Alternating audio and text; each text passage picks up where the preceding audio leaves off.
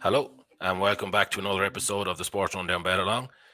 You might notice we have a slightly different looking panel here tonight. So, Savage, thanks for joining us. It's your first stream from the pages of SportsRundown.com. Now you're on the stream with us, so welcome along. Thanks very much. Thanks for having me for tonight. Yeah. Hope the views go through the roof now as a result of this and you have me back again. Yeah, exactly. Sorry, I got a little bit distracted there. I could hear a bit of feedback for a moment. Gary, welcome back with us as well. You're probably a little bit worse for wear after the big Thanksgiving celebrations yesterday. Yeah, not exactly going to be on top form, but still buzzing for this. So, and that's an admittedly low bar in the first place. So, apologies in advance. So, to anyone who's new to the show, what we do tonight is we'll have 5 or 6 of the main games across Europe. You can see the screen there, what they're going to look like. We'll be watching those, talking about them, betting on them ourselves. And then we'll be, sharing our insights. If you have any thoughts on any of the games, make sure to drop me in the comments. We'd love to talk about your bets, your games, your opinions, answer any questions you might have. And throughout the show, then we'll be, referencing different articles and tipping advice we have over on SportsRundown.com. That's our main website, our only website, in fact. And we'll go through the bets then as they come in. So we'll go to you first, Gary. You have an English game picked out for us tonight in the Championship, I believe. Yeah, so I'm looking at West Brom versus Nottingham Forest. And essentially, when I looked at this game, I didn't see the prices, but I was expecting it to be priced up fairly tightly.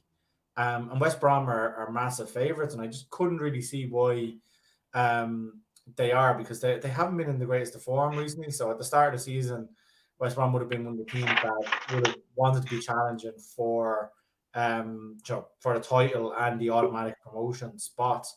But their form over recent weeks has led them to kind of drop away from that. And if they don't get a win tonight, I think they're essentially out of contention for the automatic spots, especially if results go against them over the weekend. So Fulham and Bournemouth both have kind of winnable matches. If they win and West Brom lose tonight, I think that kind of puts paid for it, and they're basically going to have to settle for a playoff position. So they're priced up at 4-7, which to me doesn't make sense. They haven't won in their last 3 games. They've only won 2 of the last 5, 2 of the last 6, lost 2 and drawn 2 of the others as well. It's kind of an inconsistent run of form. And then if you look at Nottingham Forest, they haven't won many either, but they haven't lost many on the same side. So they've drawn 4 of their last 6, won 1 and lost 1. But if you extend that run back further, essentially since Chris Hughton was sacked, Forest have been on a tremendous run. They've only lost 1 of the games since. You need to go back kind of to mid-September. So from mid-September to now, they've only lost 1 game. Said recently a lot of those games have been turned into draws. So essentially what I'm getting at, I think Forest were overpriced. I was tempted to put them in at 4-1 for our column, but I couldn't massively justify it. It was a little bit of a punt. So I've gone with both teams to score instead. I think that West Brom will have to open up a bit because they need the 3 points. That should give Forest some chances at the other end. And Forest have been involved in some goal fest this season. So I think both teams to score. It actually drifted. It was 20-23 when we put it up, but it's reversed. So it's now 23-20, which I think is a really, really good price. So I've done that in the main bet. And then I also did another bet with Forest to win and both teams to score, which is 12-1. So I've done kind of our treble with that included as a kicker. So yeah, hopefully the both of them can land. Yeah, I've actually backed it. I think I have some 700-1 5-fold on tonight that includes that 12-1 shot, Gary. So if we get to 9:30 tonight and I'm running off the camera, you'll know where I'm gone, because it'll be a huge one for me. So yeah, thanks for that. As anyone who is watching there, you can see on the screen we have that up. So that's the live action act is what we call it on Sports Rundown, and Gary's article has been up there since I think it was published this morning. Usually we have it published on a Wednesday or Thursday. We get the bets out nice and early. We're actually a bit lucky this week because usually we have a 7 or a 7:30 kickoff that we're rushing to explain before we get on air, but they all kick off a little bit later, so either 7:45 or 8 o'clock tonight. My goal here is my bet here is in the Belgium league. So it's Union St-Gilloise against OH Leuven. The odds on this one have come in dramatically since we actually looked at the bet. So it was 5-2 earlier in the week for Union to win and both teams to score, and now it's 6-4, 6-5 even, or 7-5 in some places.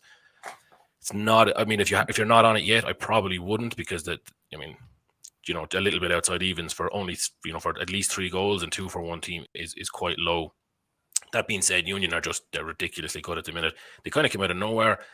They came up into the Belgium First Division A earlier in the year. 15 league games into the league, they have 40 goals. They're a good few points clear at the top. They have 11 wins out of 15, 8 wins in their last 10, 1 draw, 1 loss. Their form is just so good. The Belgium system probably doesn't suit them, because if this was any other league, these points would be so valuable now that they could probably be close to wrapping up the league soon after Christmas. But obviously those points tallies will be halved, and then they'll be into the playoffs. And then I expect the likes of Bruges and those, Belgian powerhouses to come good at that time of the year and catch them out. But I mean, it would be an amazing story if they win. They're home tonight against Leuven, who we've had on the stream here a couple of times. My old Belgian team. It's hard to make a case for them. They're pretty poor. They're slightly above the relegation zone at the minute. They're really I think they've picked up 5 points away from home in 7 or 8 games so far. They're just really not that great, but they are very entertaining. It's kind of a gung-ho style is what I called it in the article. They're just always going for it. Usually they get caught out on the counter or leave themselves exposed. I think they've scored 12 of their last 15 games, and the shutouts, I suppose, were kind of unlucky. We actually saw one of them here on a Friday night. They failed to score from about 30 chances, so they're very, very good at scoring goals. They're just much, much worse at conceding them. So Union to win and both teams to score is the angle I've gone with here. They're 1-3 to win the game. It's very hard to see anything other than that happening. And adding the both teams to score, it looks a great boost out to 5-2. Like I said, it's 7-5 now. I wouldn't be tempted by that. It's a little bit low for anything that's not the Dutch or the Divise. So maybe if you there's no goal in the first 20 minutes, those odds will drift, and then it's worth getting on. But at the moment, I'd probably just stick with the ACCA that we have. And as we've mentioned on previous shows, anyone who's familiar with us will know we have a concept called We Bet You Win. So we've actually got that bet on ourselves, and it would pay 85 euros if it wins. We have a tenner on. So if anyone does get on that, anyone who comments on the show is eligible to win that. So basically YouTube, Facebook, Twitter, where we're live at the moment. Drop in your comments. Don't have to be about that game. Can be about anything you want. Ask us questions. Tell us your bets. Tell us what you're watching. And the best comment or the most comments or the most engaged commenter at the end of the show is eligible to win that bet if the bet wins, of course. So maybe the bit of value is gone, so you're better to just get in the comments and start let us know what you're thinking, and we'll share that bet with you at the end should it come good. So that's the second leg in our treble, and then the third leg is a Spanish game. So we generally avoid La Liga on the Friday nights because, well, certainly I am terrible at backing it, but Slats or Savage even. You've got a bit of a fancy for the Bilbao Granada game that's on at 8 o'clock. So like I said, Bilbao Granada is not long from kicking off. I suppose for this one, Bilbao are the obvious choice in this one because Granada have been pretty dreadful so far this season. They've just about managed to claw themselves outside of the relegation positions. They lie in 16th at the moment. 17th at the moment, so they're just about there, but that's only because there's 3 teams that are somehow worse than them in the league so far. So they're not good. They concede a lot of goals and they don't score too many.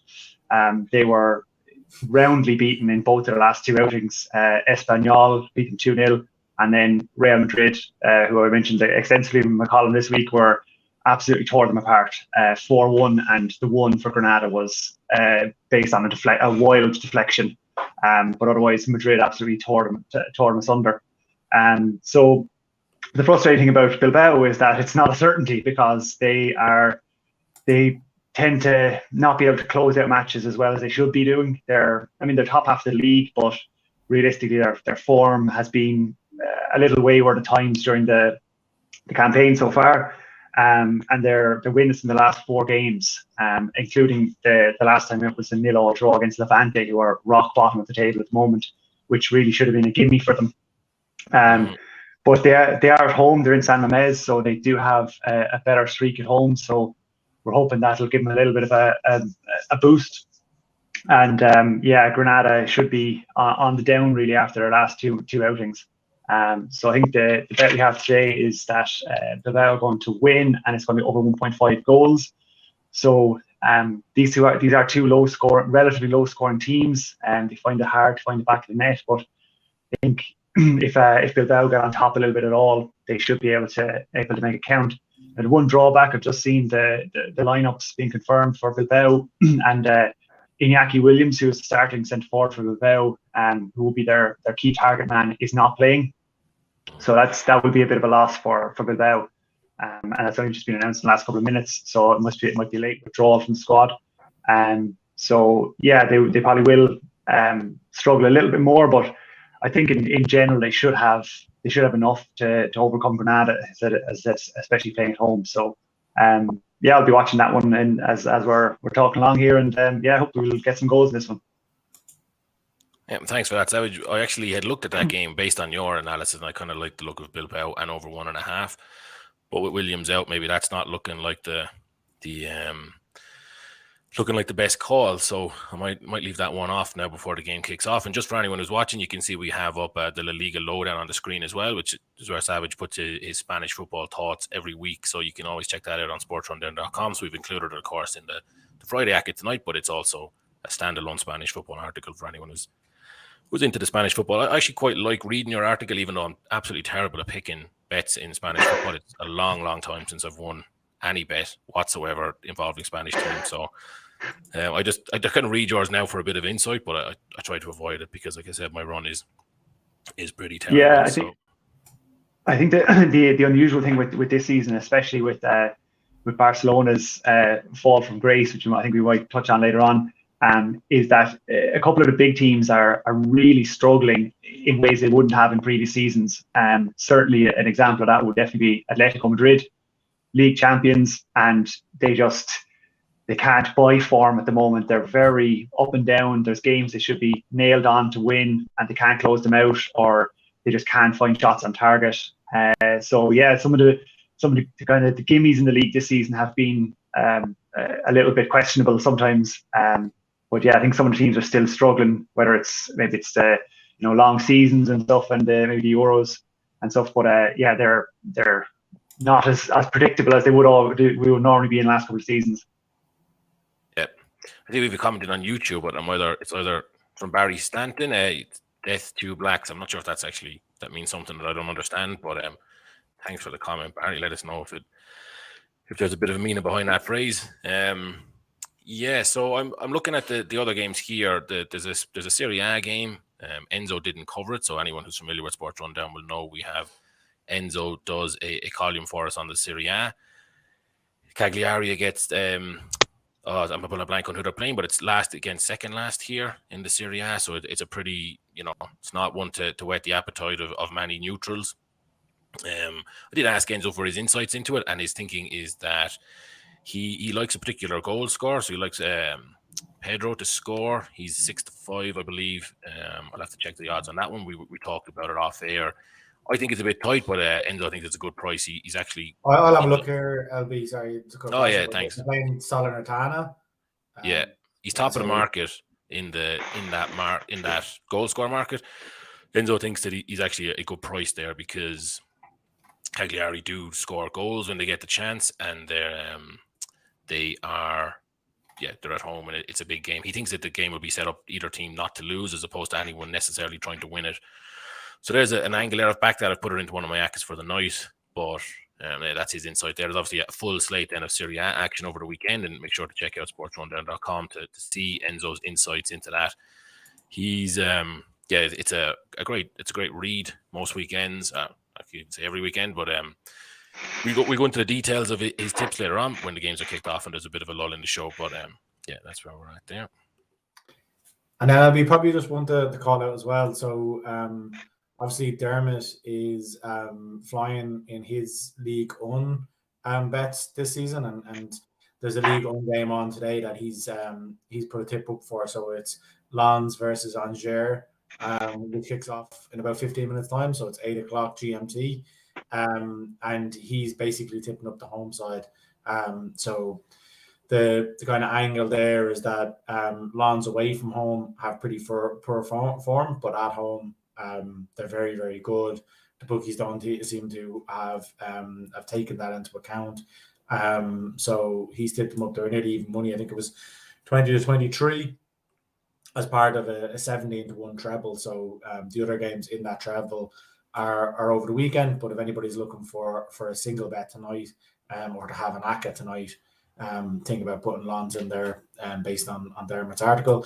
If you want to go and check out his reasoning behind it, you can go on to sportsrundown.com and the article is there with the reasoning for that game and his other 2 selections within that 17-1 treble. Yeah, it's actually a great read this week. I enjoyed it. He talks a lot about the controversies in French football at the minute. There seems to be loads of crowd trouble. Yeah, it's mad. I kind of like a bit of crowd trouble. Obviously, you don't want anybody to be getting hurt or anything like that, but as long as it's, the odd player gets hit with an empty bottle or something, not crowd stampedes, but a little bit of raucousness, I kind of think it adds to the atmosphere. So, yeah, I think that the Payet incident last week, that was a full bottle that was thrown at him. So I don't know whether you saw it or not, but he got hit with basically a full bottle of water, and it caught him right on the ear. I'd say, overall, obviously no damage done or whatever, but it's one of those things that just be extremely painful at the time. And I probably made the most of it. And given it's the second time he's been involved, there's obviously the Nice incident earlier this season. So, I'd say he'd be a bit fearful to take corners in the future. You always be kind of looking over your shoulder. The last thing you'd want is that, people start piling on, and every time he goes to take corner, some joker is just lobbing bottles just because they've done it before. So yeah, you don't want to kind of become a habit where people just start pelting him because he goes to take a corner. Yeah, and it becomes because he gets a name for it as well, he'll get a reaction, and then your team is 2-0 down. Well, of course, then you'll go after Payet. So yeah, it'll go the way like the Premier League. As the global image of the league gets bigger, they need to sanitize it a bit because they don't want those scenes on TV for Americans or anyone around the world who's going to be watching, tuning in for Messi, as Dermot explains in the article. And as Gary said, we had his article up on screen there. We'll get it back actually here. That's his League One rundown, and he has it every week, and it's really great. He's up an unbelievable amount of profit for the season on his French football tips. So anyone interested in betting or just French football in general should make sure to check that one out. And it is a 17-1. He's got a 9-2 leg in there as well, which is really juicy. I'm going to be backing that one as a single, I think, myself. But I'd encourage you to head over there and have a read of that one. The games are kicking off now. Some of the 7:45s are anyway. It's still 0-0 in Belgium. That game is just underway, so I'm going to get that on myself here and watch that while we're chatting. I believe both your games, are they 7:45s or 8 p.m. kickoffs? 8 p.m. I think. Yeah, mine's 8 p.m. Yeah, a little bit to go until it kicks off. But I'll be watching it here live, so I'm actually looking forward to it. I think it'll be a good watch. And as I said, I might be showing up, and there's a chance that West Brom, it's squad wise, West Brom are the best side. So there's a chance they win this 4 or 5-0. But I think that Forest are a decent bet at 4-1. So hoping for plenty of action. And I said, especially home out action, given we've got the both teams to score. Yeah, sounds good. And just a little update on the Belgium game here. It's all Leuven. I mean, it's only 3 minutes in, so it's not a huge thing, but I was talking to our league own expert Dermot earlier in the day today, and we were just talking about the matches, and I said Leuven are so gung-ho, just the phrase I used again in the article, and they've had 75% possession in the opening spell here. They've had all the attacks. They've had 14 attacks to Union's none. So I mean, they're way down the table. They're away to the league leaders, and they start the game absolutely going for it, and that's just the way Leuven play. They've always been like that. So anyone back in goals there, it's a promising sign. Sometimes you'd see, I guess you may say maybe in the more professional leagues, when the risks are a lot higher, Serie A, the Premier League, the lower teams will often sit back early on and just try to not lose. But certainly not the case with Leuven. They really go for it. The crowd is rocking there in Brussels. So yeah, it looks like a good one to start. And lads, we've got 19 minutes into the stream with 2 Waterford lads. I was just about to bring it up. Yeah. We haven't discussed the big game, so I think it's still 0-0, but he's nervous tonight, squeaky bum time. I mean, you have to be nervous if they lose and they go down. Then obviously the or what would you call it? The end result is very important, which would make you nervous. I don't think. I mean, if you look at all the reports and the previews and the talk about it, people are talking about how dangerous UCD look and all that. I don't see it, and I haven't watched that much UCD, but I did. Waterford played them this season. They won. It was a lot of goals anyway. They won. Can't remember what it was in the end, 3-2 or 4-3 or something like that. Cup. I think that was in the cup. In the cup. We actually backed them that day, and yeah, we did. 2-1 down.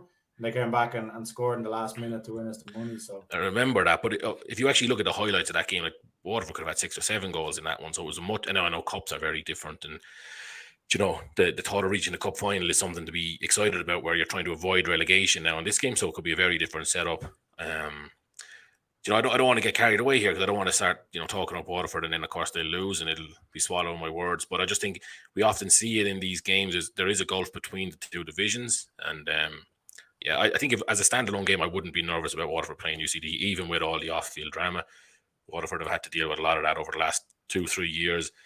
It doesn't really seem to have a huge impact on the players. This is not the first time. I think it could be even the third or fourth time where they've had to go out and play without a manager, and they tend to do okay in those circumstances.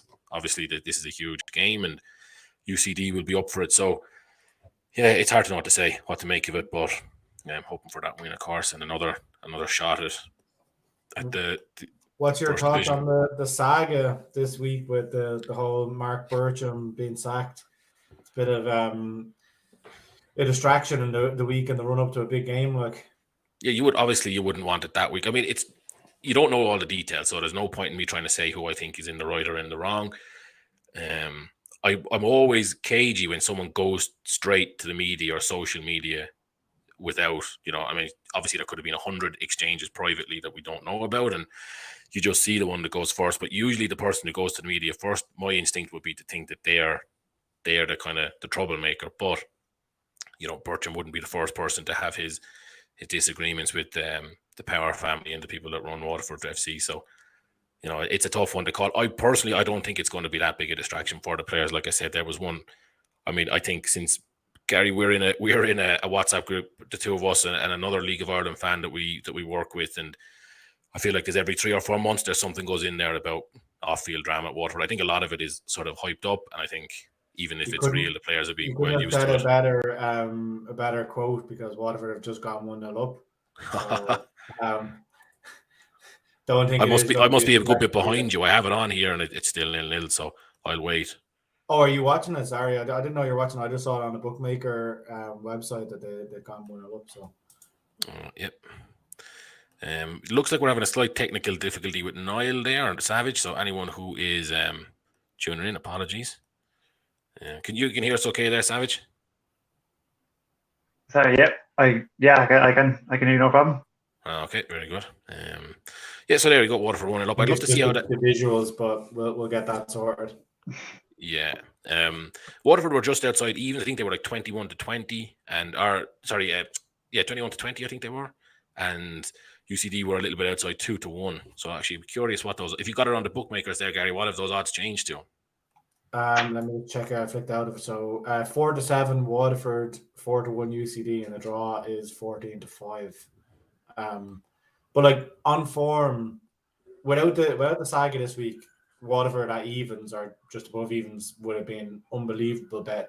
We've talked about how good they've been, even though like for a team that are in relegation contention, they've kind of been very unlucky in games, but they played well, and they seem to be a good attacking threat.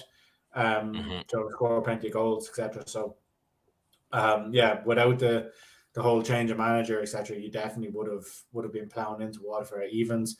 Because of that, I just left it alone as a game. Yeah, it's a no-bet game, really. Any off-field drama. Actually, speaking of off-field, I forgot to say this about the saga, as you called it. Bircham is in the crowd tonight, so obviously he's been sacked, but he bought his own tickets and he went along and he's cheering on the players from the crowd, which I think it's obviously a good reflection of him as a person. And, you don't know the way the players feel or the way everybody feels behind the scenes about the whole thing, but there obviously looks to be some goodwill between him and the squad there. And for them to have him cheering them on, I think is a good encouragement. I don't think I've ever really heard of that happening before, of a manager watching from the crowd after he's been sacked. So, it seems like a solid move from him. Yeah, it's good form to go along and cheer them on. But I mean, it's just a mad story. Anybody who doesn't know the full background, we won't get into it here, but it's probably worth having a read of the news. Google Mark Birch, and I think it's been in most of the Irish media. He was on TalkSport. Was it yesterday? He was on TalkSport, discussing the reasons why he's been sacked. Obviously, that's very one-sided. But then if you go on Twitter, you'll see kind of the Waterford side and the Waterford chairman side. So it's an interesting read. But as I said, with two Waterford natives on the stream, I think we're all hoping that Waterford stay up. Yeah, certainly very much hoping for it. If they do survive it here, I guess either way, even if they don't, it would be nice to see a little bit of continuity develop at the club, because there's been a lot of sort of churn, especially at the the non-playing staff, and unless you've got the money that somebody like Chelsea has to keep just churning through it, it does eventually take its toll. So it'd be good to see a little bit of more continuity there. Yeah, definitely. And just a few more viewers have joined us across the various platforms. So just to update, if you are watching us on either of the platforms, sort of Twitter, YouTube, or Facebook, drop us a comment. So we have our live action ACCA on at the moment. Two of the games are yet to kick off. So we've got both teams to score in Nottingham Forest, West Brom. We have both teams to score and Union St-Gilloise. Is that how you say it, Liam? To win. That's one way of saying it. Athletic Bilbao on over 1.5 goals. So that treble was 15-2. If it lands, we'll give the cash away to whoever has the best comment of the night. So it doesn't have to be the best comment, it could be the most comments. We'll choose it kind of at random. So everybody who comments in will be in that draw. And yeah, we'll pick it out. So if you fancy, what's it, 85 quid this week? So if you fancy winning 85 quid, get your comments in. So the comments can be anything. It could be slagging off Liam's dodgy mustache. It can be a question for us, the bets that you're doing, whatever you want to throw in there. But yeah, as I said, the more interaction, the better. And if anything we say stands out and you want to get involved in the conversation, make sure to drop your comments in quickly. Can I win if I comment on Liam's mustache live on air? Does that count as well? Or in the comments? Okay, I'll start furiously typing in the background there. So any references to facial hair will be excluded from the potential winning of the 85. We'll just rule it out. There's a dangerous free kick here in what a strange goal. Leuven have just scored. Can you believe it? Their first shot on target and they've scored. It was the strangest free kick I've seen. It was like a what do they call it? A training ground routine. They lined up a big one. The player went quite far back for his run up. It was slightly to the right hand side of the D, maybe 2 or 3 meters outside the box. It looked like he was going to rocket it, and then he ran up and he just like tapped it, and it just rolled it along just beside the wall. And that was some run up he did. Played it a bit just to the side of the wall, and then I can't see which Leuven player took it and put it straight into the bottom left corner across the goal. Really nice finish. So yeah, that was I have a good track record as well. Training ground routine. I'm loving the fact that the fans in the stand just have like handfuls of points as well. It's just like points of beer everywhere you look. So that might be one to get on the sports rundown road trip in terms of venues to go. Yeah, going to games in Belgium is a really great experience. Like you said, you've got the points in there.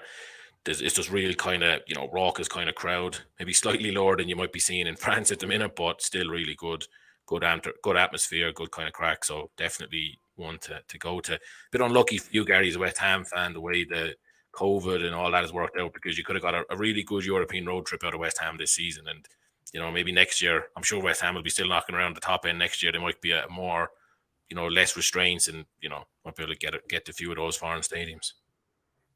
Yeah, exactly. Well, hopefully in the knockout stages we can still get to a few of them, but it won't be the kind of, not gonna say the lowly grounds, but you're probably going to be going to one of the big sides now where the grounds haven't got as much character. Whereas you'd like to go somewhere like that where it's just old fashioned and you can have a bit of crack. I've seen there's a comment in from Dermot on YouTube. This is probably one for you, Liam. I'm not sure whether you notice or not, but Dermot's asking are the Powers still involved with Swindon? So assuming that's the Powers who are involved with Waterford, do they still have a stake with Swindon in the UK? Do you know what? I actually don't know. I know they were, and I know that I remember reading recently that he was the Lee Power, like the father of that family, who someone described him recently as the former chairman of Swindon. So I'm not sure if he's just moved away from it or if the whole part of family involvement in the club has kind of faded. So actually, I can't answer that one fully, but I know he himself is no longer the chairman anyway. No coincidence that Dermot comments in the middle of a minute a goal goes in and makes our bet look good. The magic touch. But that's actually the perfect goal. We didn't really discuss that, but it's probably the perfect goal for the bet. I know we said this last week when we had Augsburg versus Munich, but the away team taking the lead. Union are still even money to win the game, even though they're 1-0 down. So it just opens up the bet particularly well. So if we can have a couple of early goals in the championship game and the Spanish game, the bet could have a really good look to it very early on. Yeah, completely. I mean, that's actually ideal that we have. I mean, if you were to look at all the goals that we needed for the bet, maybe the second Bilbao goal and the Leuven goal were probably the least likely to come in. So to have it already, before the championship it's probably kicked off now, but just as it's kicking off, it is great. And as well, it's an early enough goal that Union have so much time left to push. Oh my God, Leuven nearly scored a second, but Union have so much time to get back into this game. If they got 1-0 down after 60 minutes, you'd be quite concerned. So yeah, it couldn't really have gone better there. The away underdog to grab that goal and both teams to score a bet.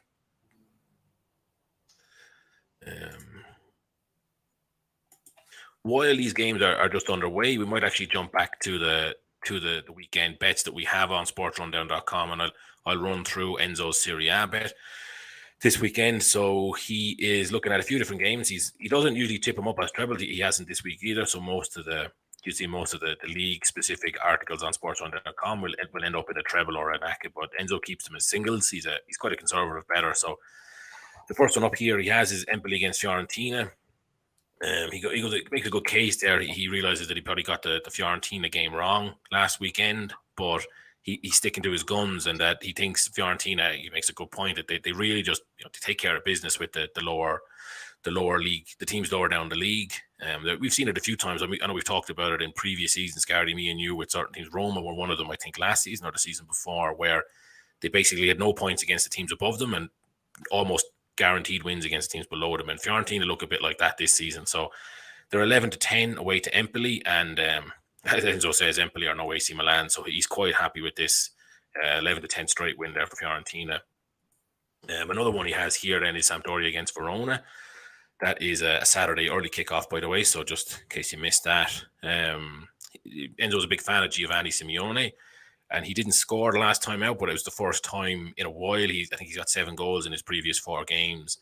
He's 9 for the season. I think he's one off the top in the Serie A, top goal scorer market. I won't even try to pronounce the Italian pronunciation of that. He's 15-8 to score any time, which is a crazy price. So I'm 100% going to back that. I think I'm actually going to do it in a long odds ACCA with Dermo's 9-2 away win in France as well. 15-8 for one of the top scorers in the league is crazy, especially when he's on a run of 7 goals in 5, 7 goals in 4 before that blank last week. And then the third one is Juventus against Atalanta.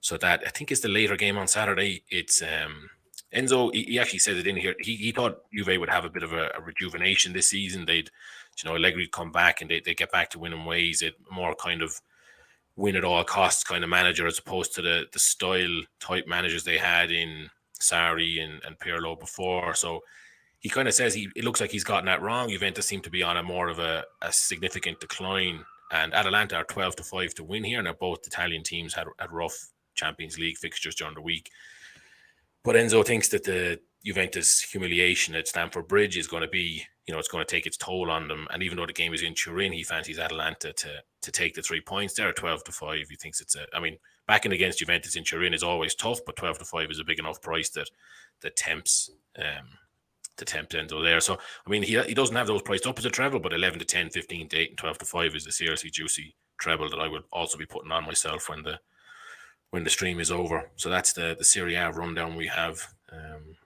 this week. Yeah, no, I'm definitely going to back those. I have to admit, I haven't really got into the Serie A this season. I don't know whether it's because being so entrenched in the EFL and doing up those EFL articles and trying to make sure there's so many, obviously dealing with 3 different leagues and over 20 teams in each league. So haven't had as much time this season to actually focus on the Serie A as I did last season. I think obviously some of that is some of the players that have moved away as well, like the cash cow Lukaku going to Chelsea. There isn't the desire, from a punter perspective. It was essentially free money every week, just throwing him back in Lukaku either to score or to get his shots on target. So the fact that he's gone has taken me away. But after reading Enzo's article, I'm going to have a few bets this weekend, and then especially on Saturday, I'm up to nothing. So I'm going to try and watch as many of the games on Saturday as possible. Yeah, sounds good. And Dermot's back in with a comment that I don't know if it's his actual favorite player, but he seems to be his favorite player. Bio in France is 21-10 to score any time. So I mean, that is seriously juicy as well, considering his goal scoring form earlier in the year. So I might add that into this long one. This is either going to be heartbreak or retirement for me if this bet lands or doesn't land. So we'll see how that goes on over the course of the weekend. To have lost, yeah, Boyle does seem to have the apple of Dermot's eye now. So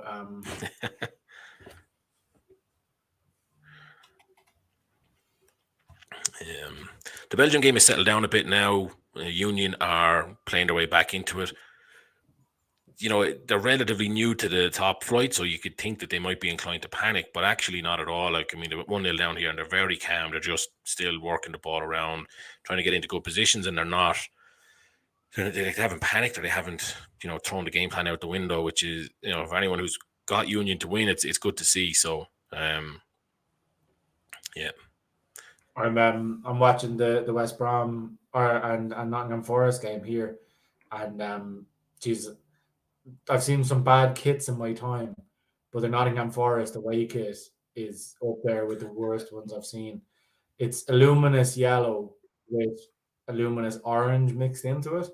I don't think I've ever seen a shock in a kit. It's up there with, remember the Barcelona one from a couple of years ago where they had a similar thing where it was orange and kind of a neon color.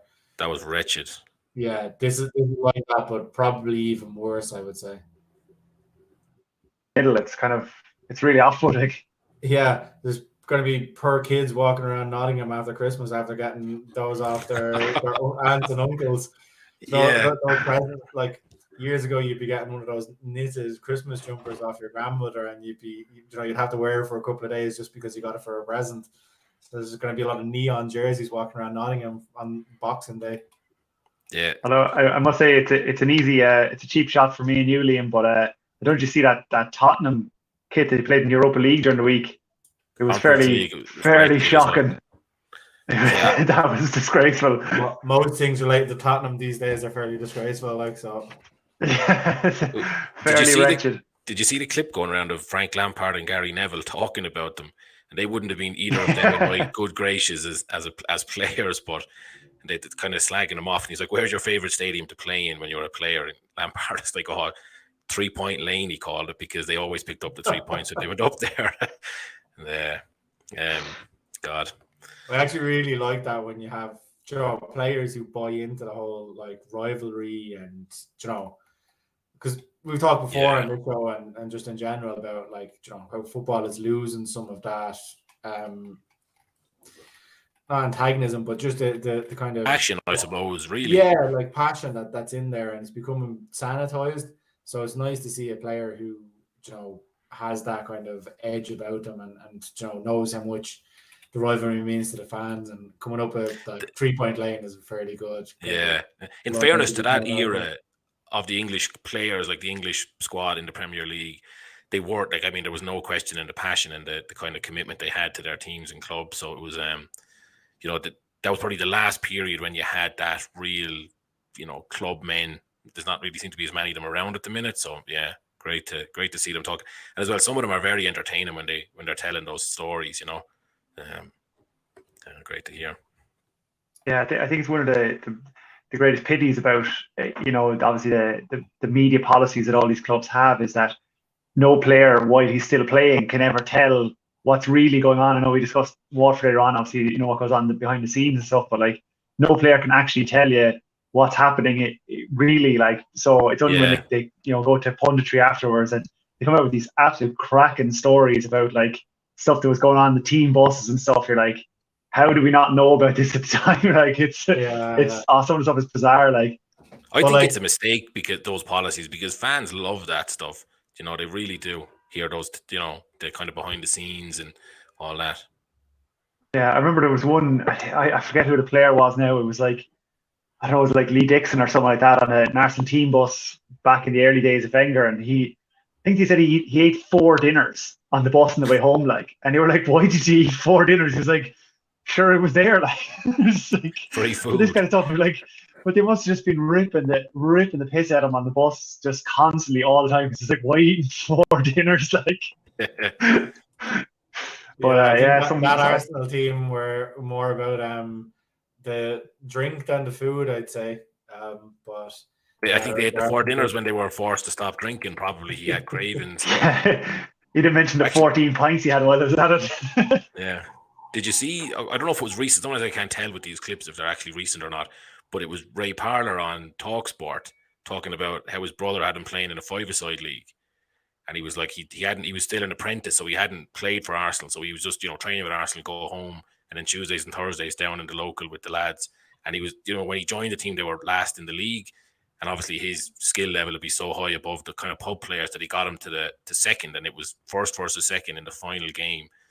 And then he got his call up to the Arsenal senior team, so he had to bail on the league, and he was playing away in Anfield in the first match. And then obviously his own team got absolutely hammered in the 5-a-side, but then the lads saw him on television, and one of them was like, that fella plays in our league. So then the whole team got like disqualified and kicked out of the competition because he'd been kind of doing it on the sly. Never get away with that now. Goal for Athletic Bilbao. Oh, lovely. Waterford have conceded, by the way, so it's both teams to score in the League of Ireland playoffs, and Union have come very close to scoring twice here in Belgium as well. So the goals are flying in. Yeah, that's great for a bet now. So we've got 2 important goals in the bet so far. It's only 9 minutes in the West Brom Nottingham Forest game. Hasn't been much to write home about, but very decent start to our bet so far. And again, for anybody who's just joined us and has never watched the show before, so we do a thing called We Bet You Win. So the all action ACCA, as we like to call it, we publish it on our website, SportsRunDown.com, every week. We then back that, and if it lands, we give it away to a viewer on the show. So the only thing you have to do to be in with a chance of winning the money, so tonight it's going to be €85. If our bet lands, if you want to win that €85, drop a comment in on whatever platform you're watching. So YouTube, Facebook, Twitter, can be anything. Can be the bets you're doing, comments on our bets, questions for the 3 of us here. So LB looks after our college football and our European football, so Champions League, Europa League. I look after EFL and some American football and some horse racing. And then Savage is the expert on all things La Liga. So if you have any questions on any of those topics or leagues, get them in there, and you'll be in the contention to win the €85. And as I said, the bets have started really well. So we have 2 really important goals up and plenty of time to get the remainder. I'm just after seeing the Athletic goal there, and it's an absolute shocker from Granada. The centre back got the ball off the goalkeeper, never saw Muneen lurking over his shoulder, played a pass out to the right back, never played it yards too short. Muneen stole into the box, squared it back. Raul Garcia just buried in the net, but an absolute shocker from the Granada centre back there. That's exactly what we want from a punting perspective, though. You know, you would think now an away side, after making a horror like that, they'll be, low on confidence or whatever, and hopefully Bilbao. Yeah, it can kind of go one or two ways. You're either going to get Granada absolutely capitulate now, and Bilbao will run roughshod over them, or else they'll try and redouble their efforts to make up for the mistake. So yeah, I think there could be another goal in the cards in this one. There's been a bit of off the ball problem here in Belgium, and I really hope they don't go to VAR, because one of the Union players could get sent off here. He was running into the box, the centre forward. He lost the ball, and the centre back basically took it because it just rolled to him effectively. And the Union player just went in, clearly out of frustration, just went in 2-footed challenge, studs up, and went through the man and the ball. They'll show a replay hopefully in a minute. We'll see which order. But if this goes to VAR, and now it looks like it will, because the players are all sort of pushing each other, could easily be a red card. My only hope is that maybe the stadium actually isn't equipped for VAR or something like that, because it would be, it was a silly. You can't even use the early in the game card. It's a half an hour in, so you're not going to get away with that. No. Okay. Yeah, there was. Right, Savage. There was one of those ones in the Madrid match last weekend. The guy just out of pure frustration just lost his head and just absolutely hacked Vinny Jr. out of it on the end line, and it was a certain red card straight away. But I don't understand those ones where a guy knows. Nowadays you go in 2-footed in a challenge, you're straight red, especially if you VAR. There's no way they're going to not pick it up. But whatever with a kind of a lunge from a distance, but a 2-footed into a challenge, you're gone every day of the week. So I don't understand these footballers. They say lose the head, but you're there to not lose your head. That's what they say. Don't give the ref a decision to make. Do you know what I mean? So 2 feet, it's so easy to get the right card, even if it's not a bad tackle or not. Do you know what I mean? Yeah. I'd say, Gary, you were no stranger to a rash kick out if you lost the ball. I actually had a very good disciplinary record, but the lads on my football team here in London, they kind of gave me a bad reputation. They said I was all elbows, which I don't really agree with. But some of the strikers as well, all right, stories. Letting the man know you're there type of elbows, Gary, I'd imagine. Yeah, well, just the odds going for the ball, so you have to use your arms for leverage. Especially when you're carrying the baggage I am. There's definitely not going to be a VAR review in Belgium. It's all back on another corner here to Union, so things are looking nice. When the ref is on the all action ACA as well, obviously. Yeah. Although when I hear about refs and the live action ACA or the all action ACA, it just always brings me back to that despicable performance from the referee in that Deportivo La Coruña game 2 years ago. I'll just never ever get over him blowing that game up. Let's see how this corner goes. That's looking short. Never a fan of a short corner. I think something has just happened to Betfair. Every market possible went suspended, and nothing showing up for me. So hopefully I can go back soon so I can check out my bets, especially on the cash outside. This has been a very, very disappointing start in West Brom Forest. It's been no real clear-cut opportunities. 15 minutes gone now. I would have expected there to have been a couple of proper goal now chances, but it's just basically been all in midfield. A couple of bad challenges have gone in. I think there's been 2 bookings so far in the first 15 minutes, but not much to write home about in terms of goal now action. So fingers crossed that one can accelerate. We probably won the Forest goal in the first half for the bet. It'd be nice for them to take the lead. And then, as I said, you've got West Brom going to go all out attack. So that opens up the 12-1 shot of Forest to win and both teams to score as well. So be praying for a Forest goal in the next couple of minutes. Yeah, fingers crossed. There's a yellow card here for Vanzier, the Union kind of forward player. He got booked there. It's not a red card tackle, so I don't think it's a red card tackle. Anyone who sees it, don't tell me that I'm a snowflake for thinking it's red. But it's exactly what we talked about giving the ref. He was never going to make the ball. he just lunged in from behind. It was 1 foot, but studs up, straight-legged, didn't get the ball, just went through the back of the other player. And it was one of those ones, if it was a red, it would certainly not be overturned on appeal. But the ref gave him a yellow. And it's the frustration. Like I said earlier, Union looked very calm. They're not panicking the fact that they went 1-0 down. But those two rash challenges there they're not positive signs, because, clearly Leuven have gotten under their skin a bit here. So I mean, like, what's the about 35 minutes is it in that match? Like, you're only 1-0 down. I mean, that's not panic stations by any means, or it shouldn't be. I mean, you should be, that's a kind of an outcome you train for week in, week out. Nearly goal goes in. How are we going to deal with it? But certainly making straight-legged challenges from behind is not the way you plan to deal with it. No. We've commented on Facebook. You've Hamach 0-0. So I'm not sure which game you're referring to there. If you want to let us know on Facebook what that which match that is. A few 0-0s around, though. Gary mentioned it. The championship is 0-0. 1-0 in La Liga, 1-0 in Belgium. Yeah, let us know what you're referring to there. We'll happily talk about it. Still 0-0 in the Serie A game, by the way.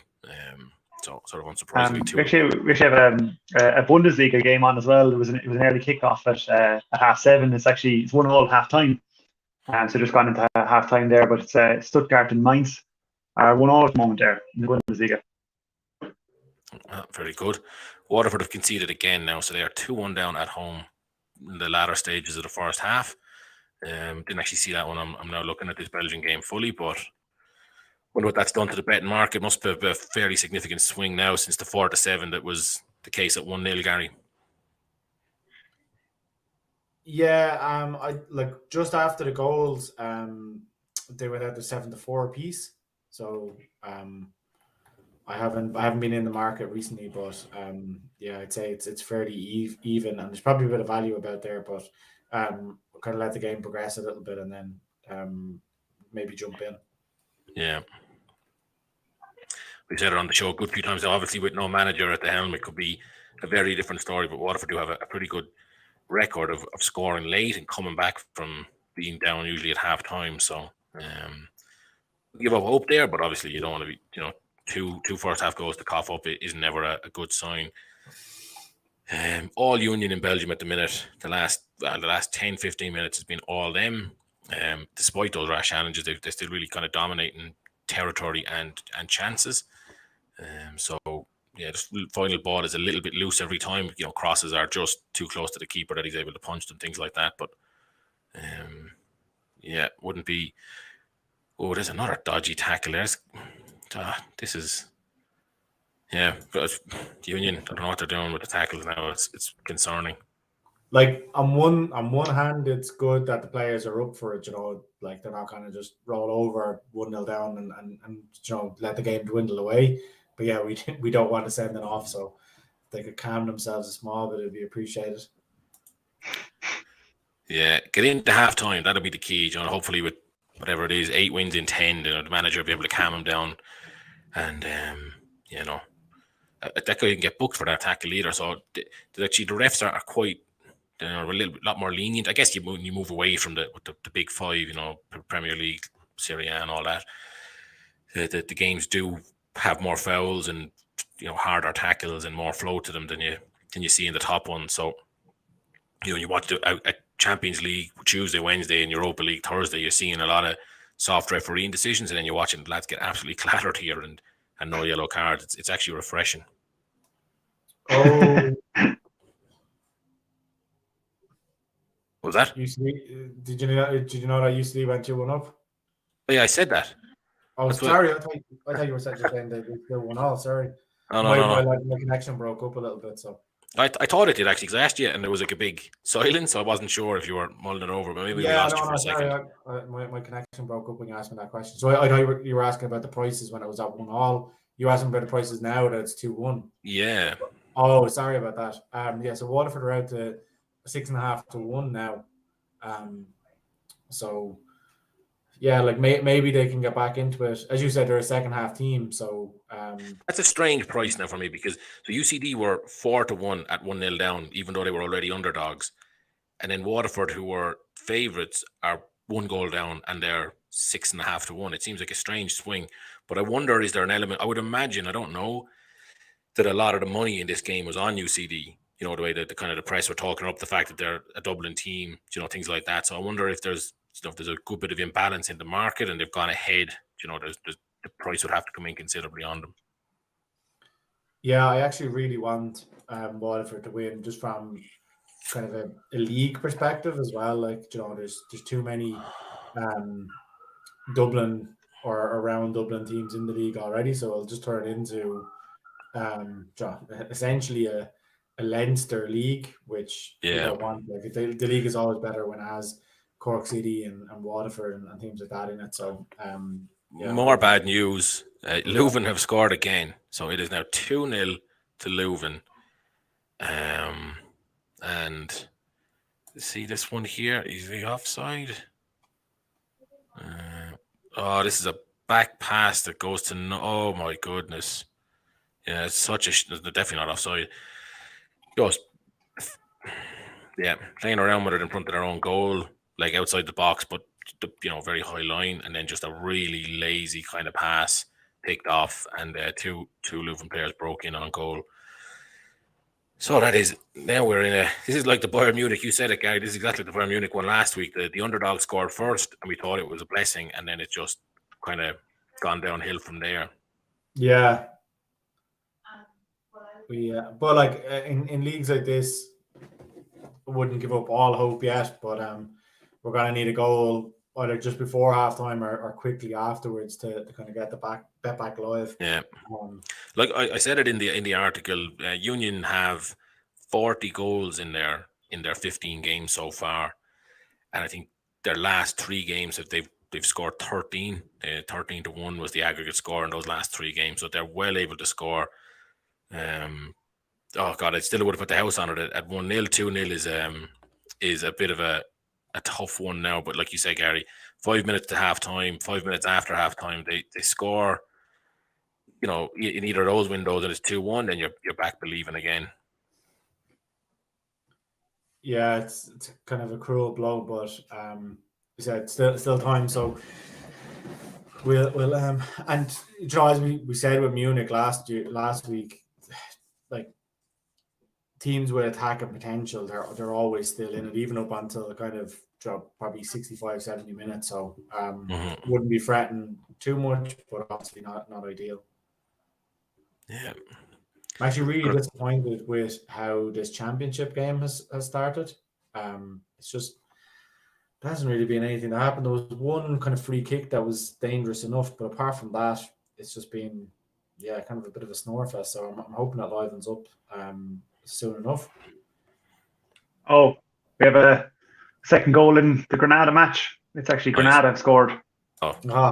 So yeah, we're over at 1.5 anyway, but you know what? There's nearly a blessing. There's nearly a blessing in there, because if we, for over 1.5 and Atletico Bilbao to win, they needed to score 2, and at 1-0, that game could have faded out. So now the players need to score 2 for themselves as well, not just for our bet. So. Kind of probably a slightly unexpected one there, but so Granada on the comeback, I think they've largely been outplayed in this game so far, and which is probably expected, but they're well in the hunt now at the moment. Yeah, like just watching the replay there now. Probably good to get that in there. Looking at the odds here, Bilbao are still 40 to 85, so still heavy favourites to win the game, and plenty of time there. 65 minutes still to go. So plenty of time for them to pull away, but at least that leg, the 1.5 is in. We don't have to sit here kicking ourselves because it's a 1-0 win to Bilbao. I just after seeing the replay there, relatively straightforward goal. Granada won it back, just a 50-50 challenge in midfield, one ball out wide to Makis, and just ran at the heart of the Bilbao defence, and low left-footed shot. Simon, the Spanish national keeper, probably didn't cover himself in glory with his attempt to stop it, but low across the goal into the far corner, and they're 1-1 now. Yeah, sounds straightforward. It is all Union again here, and what I'm looking at as an angle in the second half, there's only been 4 corners in this half, 3 to Union, 1 to Leuven very early on, and already you can kind of see the way this game is going to pan out with, Union pressure and just Leuven clearing it when they can. And that's a bad tackle. I'm going to see that 10 corners, which is often the line in the game, is 6-5, 11 is 9-4, and 12 is 4-1. If they make it to halftime, I'm going to back one of those. I'll see what the odds are like at halftime, and if there's any more corners between now and then. It just seems like the way this game is shaping up. Like I said, I think it could be a lot of shots just getting cleared behind, and I think there's a good opportunity there for corners.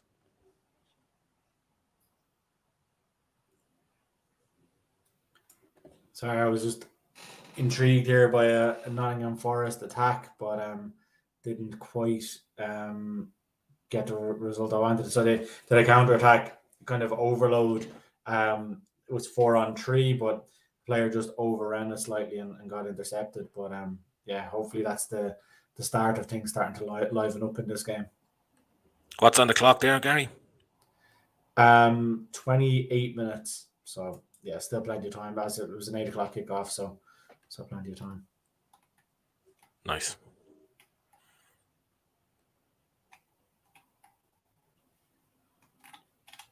Yeah, so we're kind of getting to the stage now where we need to look at,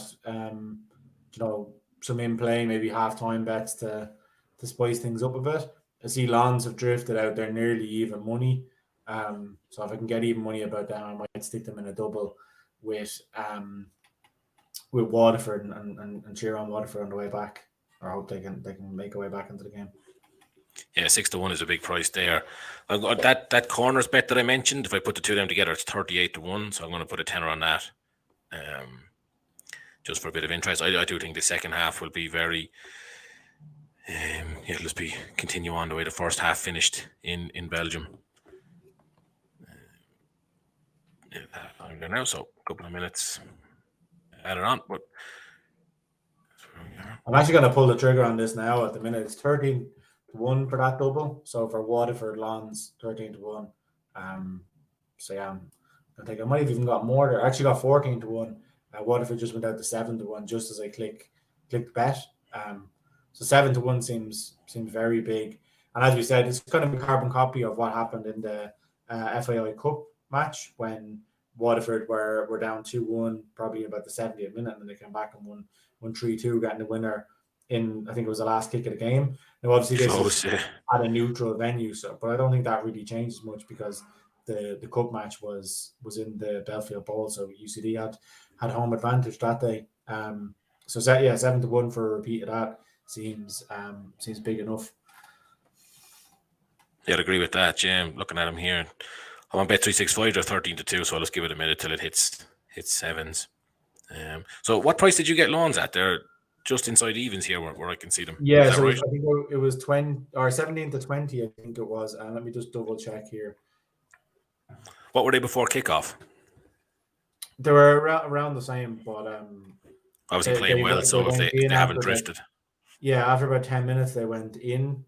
So I think they were kind of around 1-2, and then they started to drift back out again. From what I saw anyway. So nice. Yeah.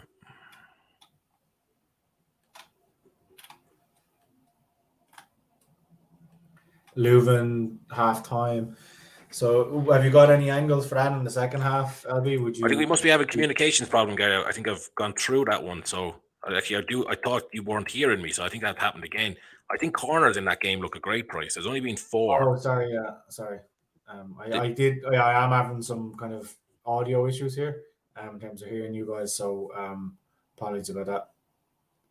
Yeah, so there's only been 4 corners in the first half, 3 to Union and 1 to Leuven.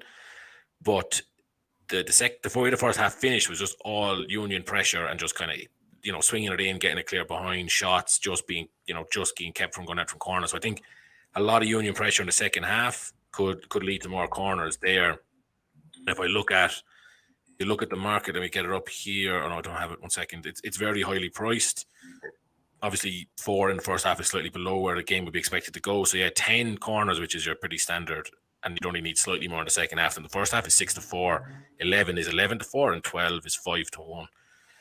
I'd probably just take the 6-4 for 10 corners, over 10 corners, and so that's what I'm looking in that game. I don't want to go all in on Union. I have them back beforehand. We have them in the treble. If you're backing them to score or backing them to draw or win, like I said, we're overexposed on them there. But I just don't see a scenario where they're not just peppering the Leuven box in the second half. So plenty of opportunities for corners. I just heard corner and 5-1, and it's perfect anyway. So jump in straight away. Yeah, Savage, I don't know whether you've realised it from watching these streams or reading the articles, but I have a bit of a love affair with corner bets. So they're your go-to, are they? Go-to degenerate bet as part of a bet builder, yeah.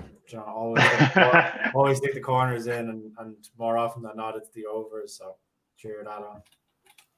It'll be very, very hard to put in an unders corner and cheer that on. There's nothing to cheer. I actually did it for the week, and the bet came up, but I was fretting all the way to the end. That way it's just in the first half, I think there was 3 corners. So you're kind of laughing. You're like, oh, there's never going to be. I think the over was like 10.5.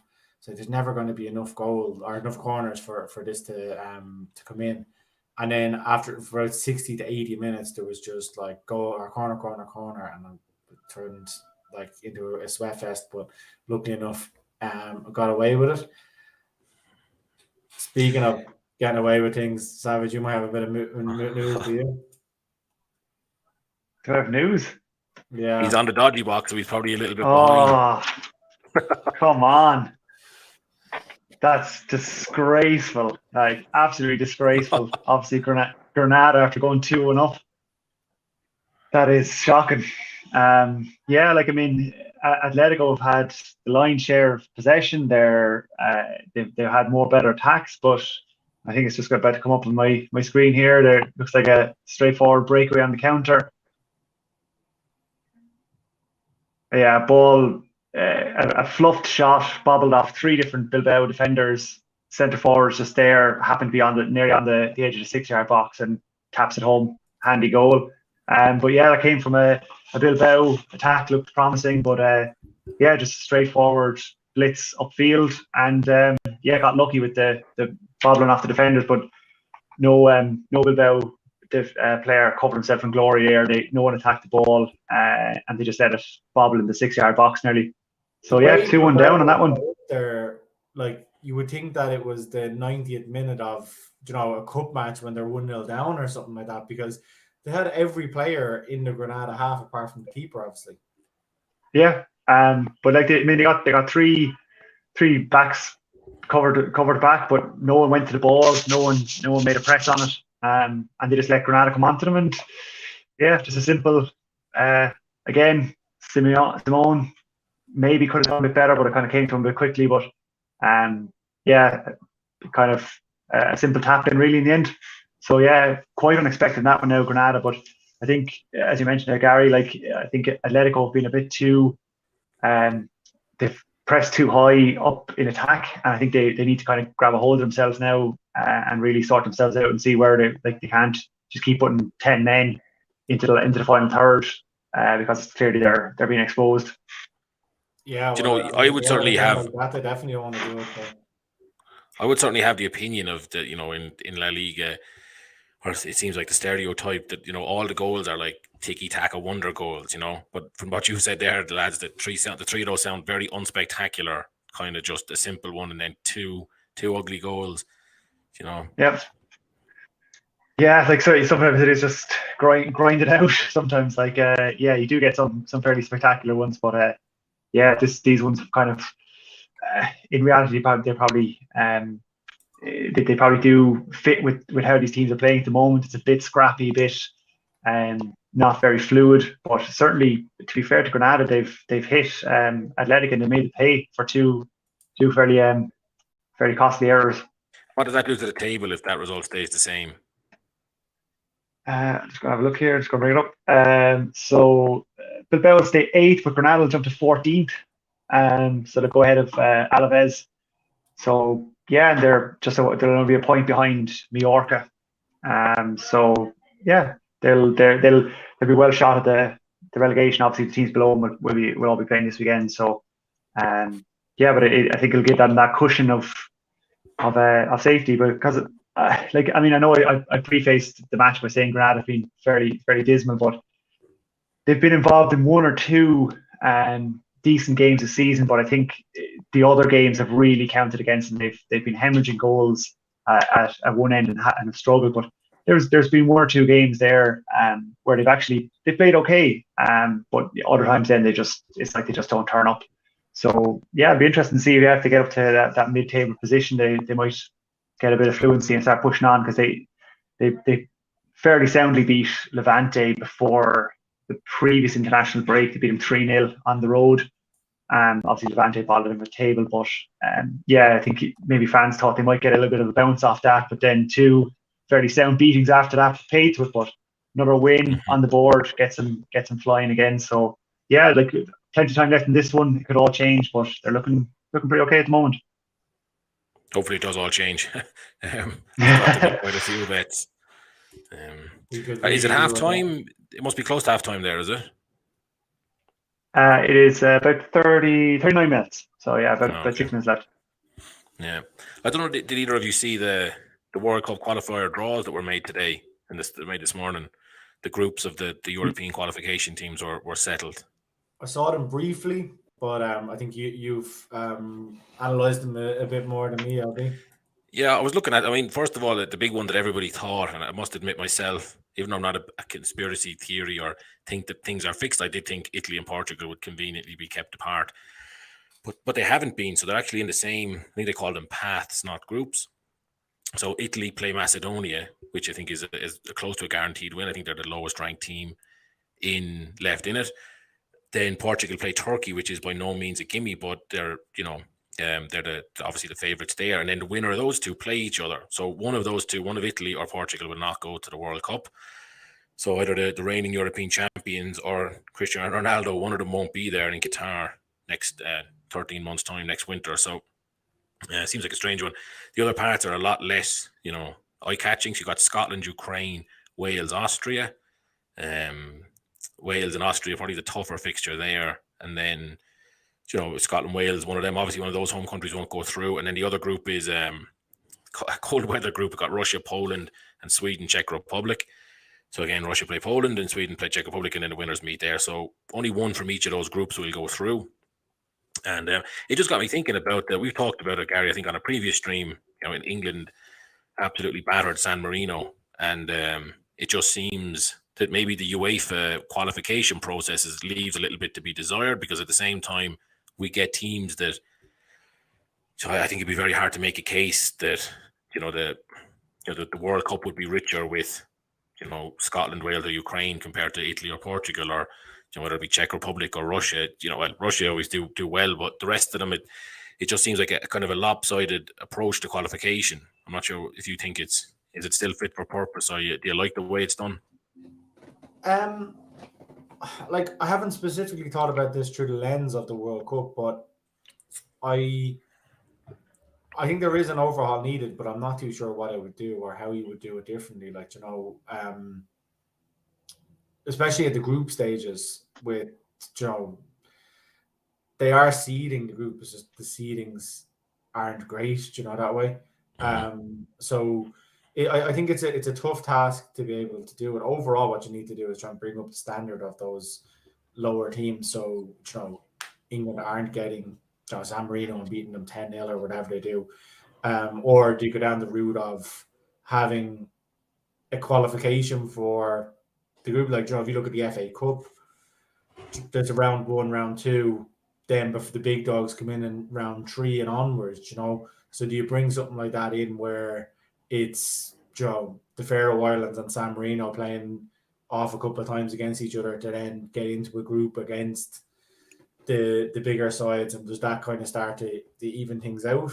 And then the Nations League was obviously brought in to bring that in, where teams are playing against people of their standard and hopefully improving rather than going out and being beaten. So I think they are trying to do elements to try and make it a bit more competitive. But overall, I don't think there's a silver bullet solution. Do you have a kind of solution you'd like? No, but you kind of mentioned it there, something similar. It's what they do for the Asian teams to qualify for the World Cup. So whatever the Asian version of UEFA is, and they do that. So the bottom, it's more or less half. So like say 20 odd teams play a full group stages. Maybe it's like a groups of 3 round robin or something like that, and they whittle it down, and then like the best 12 of those get into the group stage proper. And then they're put in with the kind of the bigger nations in Asia, and they play the group stages. I know Asia is quite a difficult one because I think there's only 4 qualification slots, or maybe they share one with whatever Australia and New Zealand are in, and they but it's 4.5 slots, so it's a lot of countries to fill a very limited number of slots. So they have to have quite a complicated process. But it seems like a better version because you got the pre-qualification groups, then they get in, then you have the group stages, and then the group winners and the group runners up, not all, like the best group runners up, play off again, and then there's like a kind of a 10 becomes 4 type of scenario, or 10 becomes 5, and they work their way through. So there's a lot of chances. So usually the best teams will get through. There's still plenty of games for the the money men, and the lower teams get a few games where they're not just going to be going out and getting absolutely stuffed 10-0. So it seems like a good process. Devil's advocate that though, I mean, like you look at Portugal, like they just didn't perform in the group. It wasn't that they got like an uber tough group, that way. Mm-hmm. They just didn't perform in the group against Ireland and Serbia, especially against like the games I saw them against Ireland. I didn't think they were great, and they came out of that. They came out with 4 points. Realistically, like in both the games, they could have been lucky to come out with a point. Like Ireland probably should have beaten them away from home. Now, obviously, Portugal had a lot of possession, a lot of chances that day, but I thought Ireland were worth kind of the victory if they had held on. And then at home, I thought Ireland probably could have beaten them on another day as well, but they definitely weren't great. And then, it was in their hands against Serbia at home, and they weren't able to get the job done. Obviously, Mitrovic scored that goal in, 93rd minute or whatever. And then you look at Italy, and they kind of messed up. Forget who they're home to. Was it home to Switzerland, and then away at Northern Ireland. If you're not winning those games, do you really deserve to just be there because historically you've done well? Now, I know what you're saying. It is the last 2 European champions, and there's a Nations League in there for Portugal along the way. So you definitely want teams like that and big players. Like, you don't want to be picking between your Italys and your Portugals. You want one of them there, but they've got themselves into this mess by not being able to do what England have done and beat the teams that they should be beating. Yeah. I think probably the difference there is that obviously teams need to perform in the qualification stage, but I think looking at some of the games that unfolded in the last Euros, it was definitely still the big teams were bringing the entertainment, because I think invariably we look at someone like Scotland, who were lucky to get there and just kind of faded away into nothing really, and they had no real challenge. That the big teams, because they have that big game experience, even though they should be performing every time, when they get to the championships, quite often then they can actually produce something of quality then when we actually want to see them at the championships themselves. But yeah, I don't see any value in letting teams, I think did Germany have a 10 or 11-0 victory in one of their qualification matches there, and Italy or England was a 10-0 against San Marino. Obviously it's nice for some of these amateur guys playing for the Faroe Islands and San Marino to get a game against some of these big superstars, but does anyone really care about them beating them 10-0? I don't really think so, because I think even an England fan, most ardent England fan, would be kind of sick after 7 or 8 goals, kind of going, this is a joke, and no fan really takes enjoyment in a team other than Harry winning Maguire, by that much, who took huge pride. Other than Harry Maguire, I totally agree with that. Not totally. I think that you have the right to represent your country, and though I have a lot of admiration for those lads who go out and part timers, and they're doing their best. like obviously whether they should be there and whether they should have to do some sort of qualification, I think that's a valid discussion to have. But the thing I hate, and I particularly see it in the English media because obviously I'm watching it on the likes of ITV and stuff, is the fact that they kind of slag them off and patronize the players. Mm-hmm. Like, it's not their fault that, you know, FIFA haven't done anything to kind of give them a benefit and help them out. So like when you're lining up against it, they shouldn't be like, the commentators shouldn't be laughing at it. Some of the commentators that I've heard over the last couple of years, like, you know, they just kind of take the piss out of them. And I said I'd have a lot more respect for the players than to take the piss out of the way they do within the commentary team. Yeah, so I wouldn't be a fan of that at all. That kind of sneering tone that they often have. But just so we're not confused, I don't think it's that, like, you know, San Marino aren't good enough, we shouldn't have the hassle of playing against them. I just think it doesn't actually help them at all, because if they're in a big group, so a 6 or a 7 group, they're just going to get battered left, right, and centre. But if they play each other first and then they're in a group of 3 and it's like a round robin, you only have to kind of cling on for your life and maybe scrape a draw and hope for a lucky goal. You actually have a better chance. I think in the big groups, you know, when they're just in from day one, they have to play in Wembley or in Munich, they have no chance of actually getting anything out of it. So I think a more staggered process could actually kind of help them sneak through the odd time. And so that's what I was getting at there. Sorry to cut across you guys, but there's a VAR happening in Belgium. So it started back 3 minutes in. Ref has gone to VAR, and he has, I think it was going to be a penalty to Union, Leuven, and he hasn't given it. So no, it was going to be a penalty to Union, and he didn't give it, by the looks of it, because the Union players are still asking him to give something. So let's see it now. Oh yeah, it's a Union shot. Oh, I don't know where I stand on the handball rule anymore. It seems to change so often. Yeah, like his arm was down by his side, but he did stop the ball from going through to the player. That's very strange though, because, like, you know, in the Premier League, when the ref goes over to the monitor, I'd say 99.9% of the time the decision has been given, decision has been kind of overturned. So he says on field, no, it wasn't a penalty, and he goes over, he'll give the penalty. Oh, go! Leuven. Union. Yeah.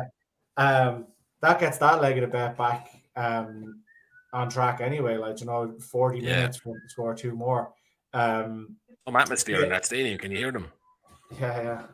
Sorry for. By the way, I have to apologize here. There might be some noise interference, but the building I live in is getting the external windows cleaned at the minute, and the lads outside my window are whistling tunes to each other. So I think when they get to my window here, it could get a little bit noisy. So I apologize in advance for some of that. Just change the name of the show to the Sports Rundown Sing-Along instead of Betalong. Yeah. But we're just gone half time there in the Bilbao Granada game, so still 2-1 up for Granada. Worryingly though, Bilbao only have their 1 shot on target in the first half. So I think they really need to turn something around in the second half to primarily to get themselves back in the game, but ideally get us back on our bet as well. I think they'll have to make some serious changes at half time to get themselves back into this one. Yeah, hopefully. And just for anyone who's watching in, by the way, on YouTube, Facebook, or Twitter. So first of all, thanks for joining us. Anyone who's new to the show, you might have already picked up what we do. So we watch these games live. We talk about them. We have bets on. You know, if you're watching them, let us know what you think, what you're cheering on, what you might have backed. And we have a thing here we call We Bet You Win. So we've put a treble on. You can see that treble on SportsRundown.com. It's one of our websites, as I said earlier on. It's our only one. Gary has got both teams to score in the championship. I have Union to win in Belgium and both teams to score. They're currently 2-1 down. It's currently 0-0 in the championship. And Niall Savage has Bilbao to win and over 1.5. So that game is currently 2-1. So they just need to get back in and win. It's not looking great, but it's also not dead either. And Union are certainly they're pummeling the goal here. So a lot of chances. And so the winner of that prize will be the most comments. So whoever are the best comment or the most engaging or whatever it might be. So let us know on, like I said, YouTube, Facebook, or Twitter, what it is you're watching. If you have any questions, any thoughts, any questions on what we're doing, just let us know. We love to chat with you. We love to have the engagement. So, just get onto it there. And like you said, there's a chance then that you can win that bet if it does land. Yeah, and if you are watching for the first time, on any of the platforms, make sure to give us a follow or subscription. So, Joe, if you're on Twitter or Facebook, give us a like or a follow. And if you're on YouTube, just hit that subscribe button. So that means a lot to us. Helps us grow our audience and get this regular content out. So it only takes 2 seconds to do it and helps us greatly. Anyway, back to our World Cup conversation. Have we got to the bottom of that, or? I don't know. I just think it's I often worry that these decisions are not worry. I mean, everyone says that they're kind of financially motivated, and the organizers of any competition just want as many games as possible. But I just think that personally, I don't think that structure does those smaller nations any service. I don't think, as much as it's great for San Marino to get to play these teams, and I fully think they should be included. Getting absolutely battered by England, does it really serve them any purpose? Would they be better off, a more staggered process and more winnable games for those nations? Yeah, because I think realistically, like when you have a couple of those teams who, as I mentioned earlier on, are like made up of predominantly amateur players who have day jobs to fund themselves. Like, I mean, can you realistically say that those guys are on level footing with the England or the Germanys of this world who have these multi-million-pound megastars who all they do is train at football all day, every day? So, like, I mean, we have FIFA rankings for a reason. We grade teams based on performances. We probably could, rather than just ranking them and put like a good team, a medium team, and a bad team in a group together, like you could probably just have a more of a tier system, and like kind of like they have it in rugby as well, where you have tier 1, tier 2 nations. And yeah, sometimes you'll go up and you'll play a tier 1 nation for a money match. Like you'll have one of the Tonga or someone will play a South Africa, and that's great because they get the exposure and they get some money to their associations and stuff. But ordinarily they play competitions against themselves, and they'll just they'll compete on a more even keel with other teams. So like definitely with teams that are being made up of predominantly amateurs, like you probably could have. As you mentioned, Gary, like the FA Cup, like you have your qualifying rounds or your pre-rounds to get these guys, and like so as you said, you don't have commentators sneering at them saying they haven't scored a competitive goal in 12 matches or something, or maybe 40 matches. Sometimes, at least they get a couple of wins maybe under their belt, and have the excitement of actually winning a game rather than just getting absolutely walloped week in, week out in these qualifiers. Because obviously it is a huge thing for people who have other jobs but still have to go and fly to these other countries to play a football match like of a random Wednesday or Tuesday night. Like so yeah, I think they probably could shake it up. I think a lot of the international calendar is taken up with things like the Nations League now. They've kind of made that a semi-competitive competition with obviously the bonus of getting into qualifying playoffs and stuff. But like they clearly understand that there's a need for a more structured tier system that makes the good teams play off against the good teams and the bad ones play against the bad ones. But yet with their qualifiers, they just lump everyone in together and it's a free-for-all then. So it's kind of like they acknowledge the problem on one hand, but they don't do anything about it when it comes to the real qualifiers on the other hand. So yeah, it's kind of it's a strange one, really.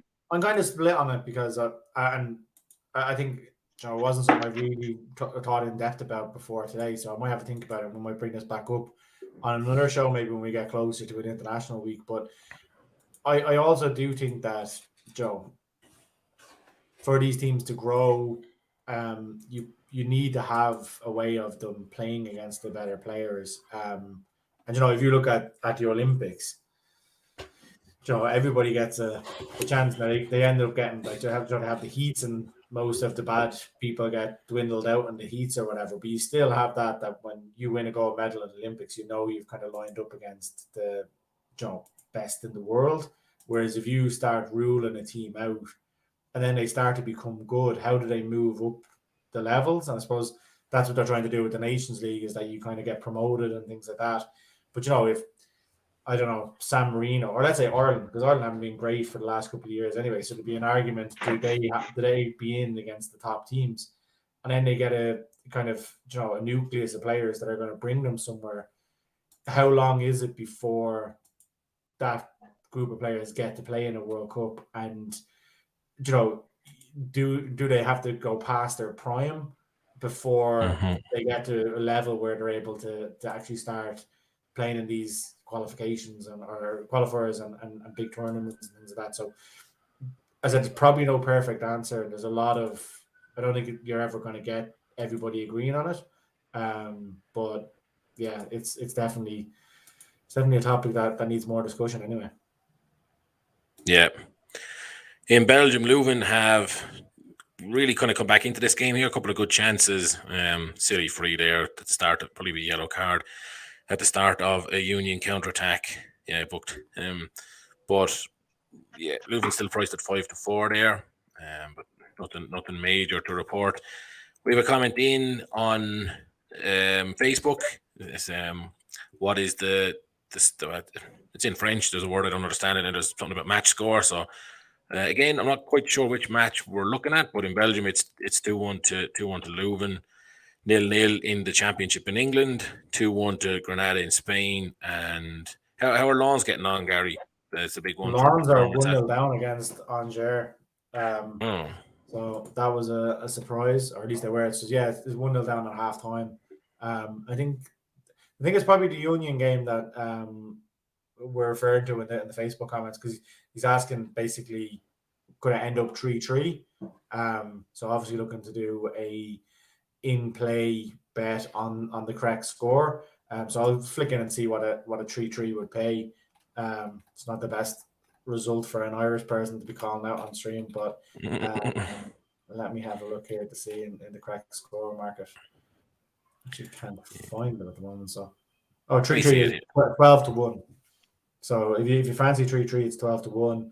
I think what we're looking for is Union to win 3-2. And for Union to win 3-2, it's actually only 9-2, which is very, very short in my opinion. But then again, Union are still only 11-4, even though they need 2 goals in there, and you're probably better off backing that just in case they did go on a roll and knock in 3 or 4. Obviously, back in the score, you're kind of limiting yourself there, and there's not that much of a spread in the prices. Yeah, the corners bet that I mentioned, Union have gotten their first corner of the second half. It took 15 minutes for it to come. So that is probably not looking great. But hopefully, we said a lot of times before, one corner can often lead to a flurry of corners. But let's see how that one goes. Waterford still losing 2-1 in the League of Ireland playoff. So nothing to report from there. 60 minutes on the clock. So it's drifting into now or never territory. Not quite, but not far off it. Corner in. To a second corner, exactly like we wanted. So now it's nice 2 corners. Yeah, it's so that was Leuven actually looked like they're a little bit panicked now, because ball was sent into the box, kind of headed out to the kind of near the edge of their own box, and there was a defender there who had all the time in the world to take it down and clear it, kick it over his head, and he just lashed it with his head straight out behind for another corner. So quite a panicky reaction to a team that are winning with still half an hour to go. Nice when panic stations are kicking in at that stage. So yeah.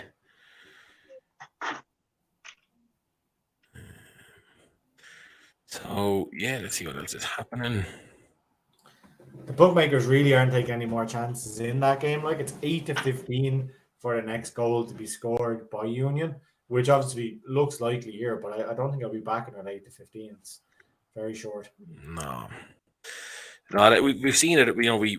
For the 2 of the last 3 years, we were very big on the Serie A betting because the prices were so good. Maybe, before Ronaldo went to Italy, that it was not really a popular league in the betting countries, and it just the prices were so good for goals, goal scorers, anything. And now we've got Enzo, and he's always complaining. Well, he's not always complaining, but he regularly references that the lack of betting value. Over 2.5 could be priced at 4-7 or something. So it seems to be getting more and more the case around the betting world, where the odds are just getting worse and worse. So yeah, but wouldn't be going near that one. I mean, Leuven are 11-8. They've actually drifted a bit in the last couple of minutes, despite not conceding. And Union are 9-4. So there's money coming for them anyway. That's what that would tell to me. Dangerous free kick here, probably about 5 yards outside the box for Union.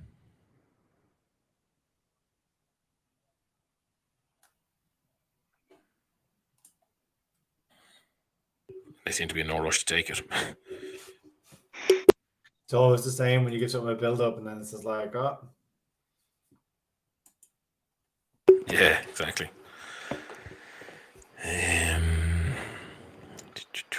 Let's see. Waterford are drifted to 13-1 now, LB. Massive. That's West Ham. And that was an awful free kick there. So ball just hoofed back to the keeper now. So what a waste of time that was. Yeah, okay. I'm not actually watching that game at the minute now, but I would imagine that UCD are kind of battering them if they're drifting that much. You know, the home team, the favorite before the game started, and to be, you know, out at that price there, I would imagine they're getting outplayed quite a bit. Is it? Oh, no, good shot there for a good cross from Union, but came to nothing. Yeah, so I actually have a kind of a text commentary on. Now, this was at half time, so obviously there's probably about 10, 15 minutes gone since then. But the halftime comment was, apart from the opening 10 minutes when Waterford were on top, UCD have been entirely dominant for the remaining 35 minutes and are well-deserved of the 2-1 lead. They look slick and very dangerous every time they attack, in contrast to Waterford, who look bereft of ideas. So that isn't great for Waterford's chances. I see they made a substitute at halftime. They brought off Dara Power and they brought on Niall O'Keefe, so defender for a midfielder there. So looks to be going kind of a probably 3-5-2, I would say, try and get back into the game. But it hasn't given a commentary update on whether that has made any difference or not. But I'll keep monitoring it so we can try and see. But yeah, not great, and that's, as you said, Liam, probably why they've drifted so much. Yeah.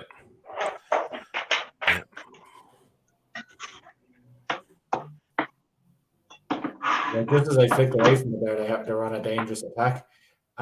Speaking of dangerous attacks, Lons have just equalised in the League One game.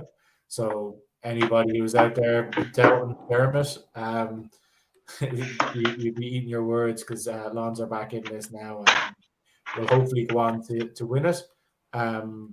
Looks a fairly good goal from what I've seen. So attacked on the left-hand side, ball comes into the box, and then the striker just swiveled and put the ball in the bottom corner. So nice finish, nice build up to the goal. The home crowd seem to be rocking. So I said hopefully Dermot Beck can get back on track here with a home winner.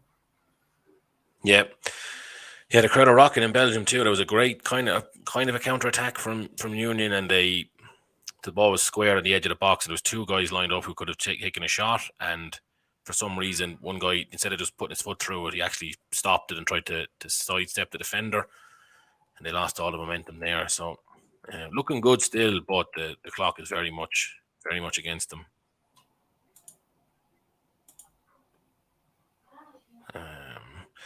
Still 0-0 at Italy as well, and that was Enzo's first feedback to the game when he saw it. I talked to him earlier off air, and he said that it looked like both teams would set up for a don't lose approach. And speaking of don't lose, Union have conceded again, so Leuven are now 3-1 up, and that game is over as good as our bet is concerned. Yeah. Any chance of it being ruled off for anything VAR related, or no? It doesn't look like it.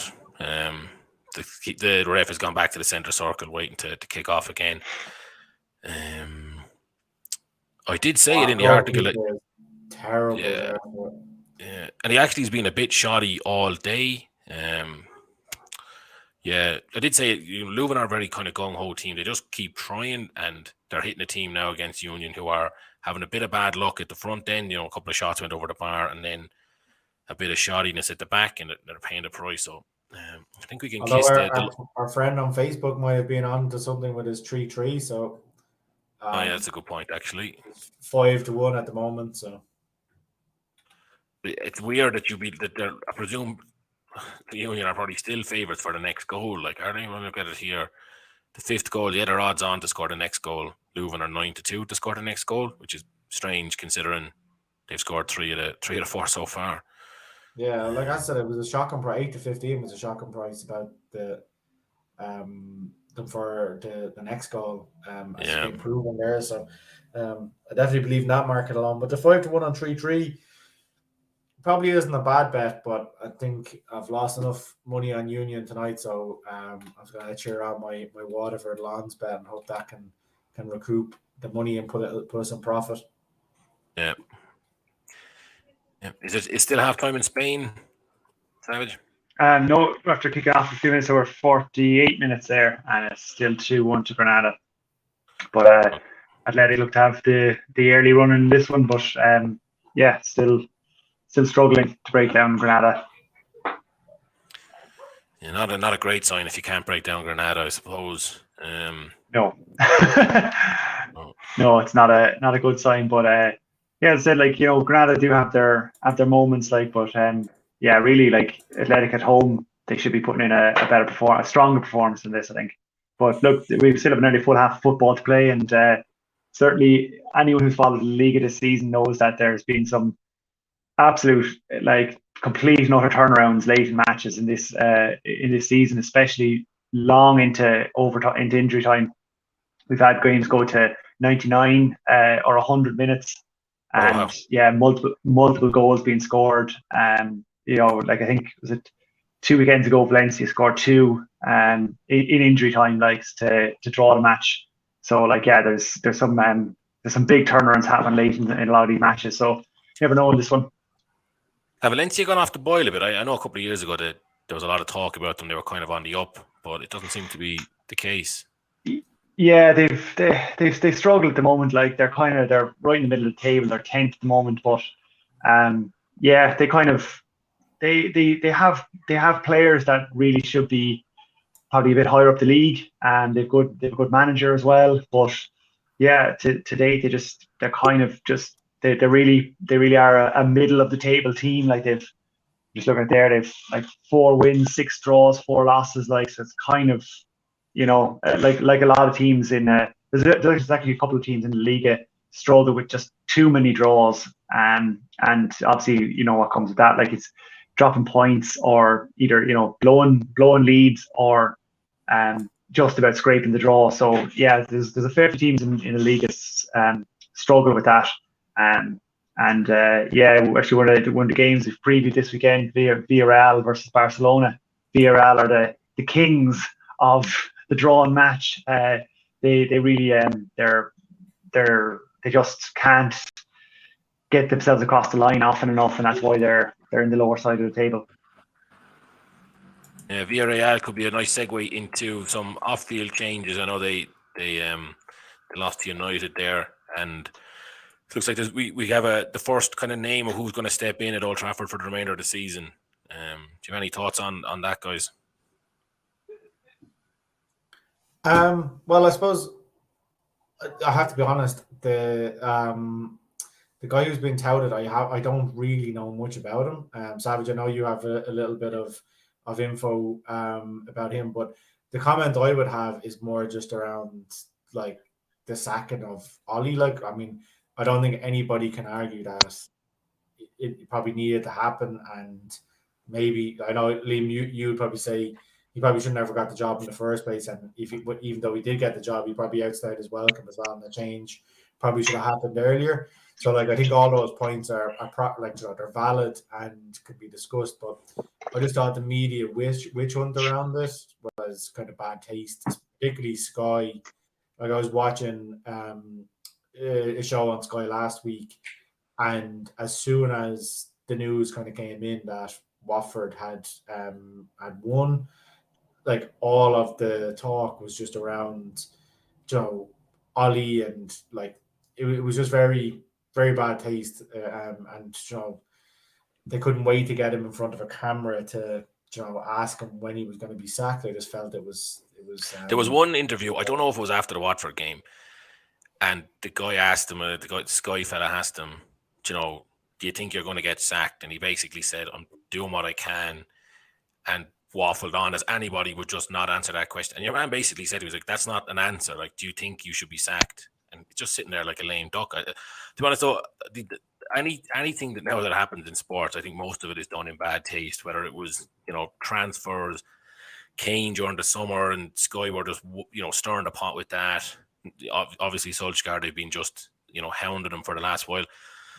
I think it's all quite untasteful or distasteful. Sorry. So yeah, I don't think it was anything pleasant about it at all. I mean, it was hard to say that he could stay on. And when we talked about it in the office, Gary, probably whatever it was a couple of years ago that he got the job, I said to you at the time it was going to end in disaster. I didn't think he was cut out for it. But I think even the way United went about it kind of left him sitting there like a lame duck as well. I think no one did him any favours, and I personally find the fact that the backroom staff, aside from him, have all been kept on, or is weird as well. It just like he's the fall guy, and and even what they're looking to do around bring someone in till the summer and things like that. Just it all just seems it's disorganized, and it's not what a club like United really should be like, that way. So, yes, you know a bit more about the guy they're looking to bring in. Is it from Lokomotiv Moscow, or I know he has some sort of association with them? Yes, I think his last posting has been in Russia, but he's German himself, I think, and I was just reading up on him before we came on air, and yeah, so he's been around a fair few of the German clubs, not some of the bigger names that people would be familiar with, but he was. He kind of started out down he was a player manager in the 6th division of German football, and he kind of obviously had he started off his managerial career, but he was responsible for getting Hoffenheim up into the upper echelons of the Bundesliga. I think he took them from the 3rd division. He segued over to RB Leipzig, and he took them from, I think, was it the 4th division maybe, up to the Bundesliga as well, and obviously up to a Champions League semi-final for them. So I think then he took on a wider capacity across the Red Bull sports network of teams.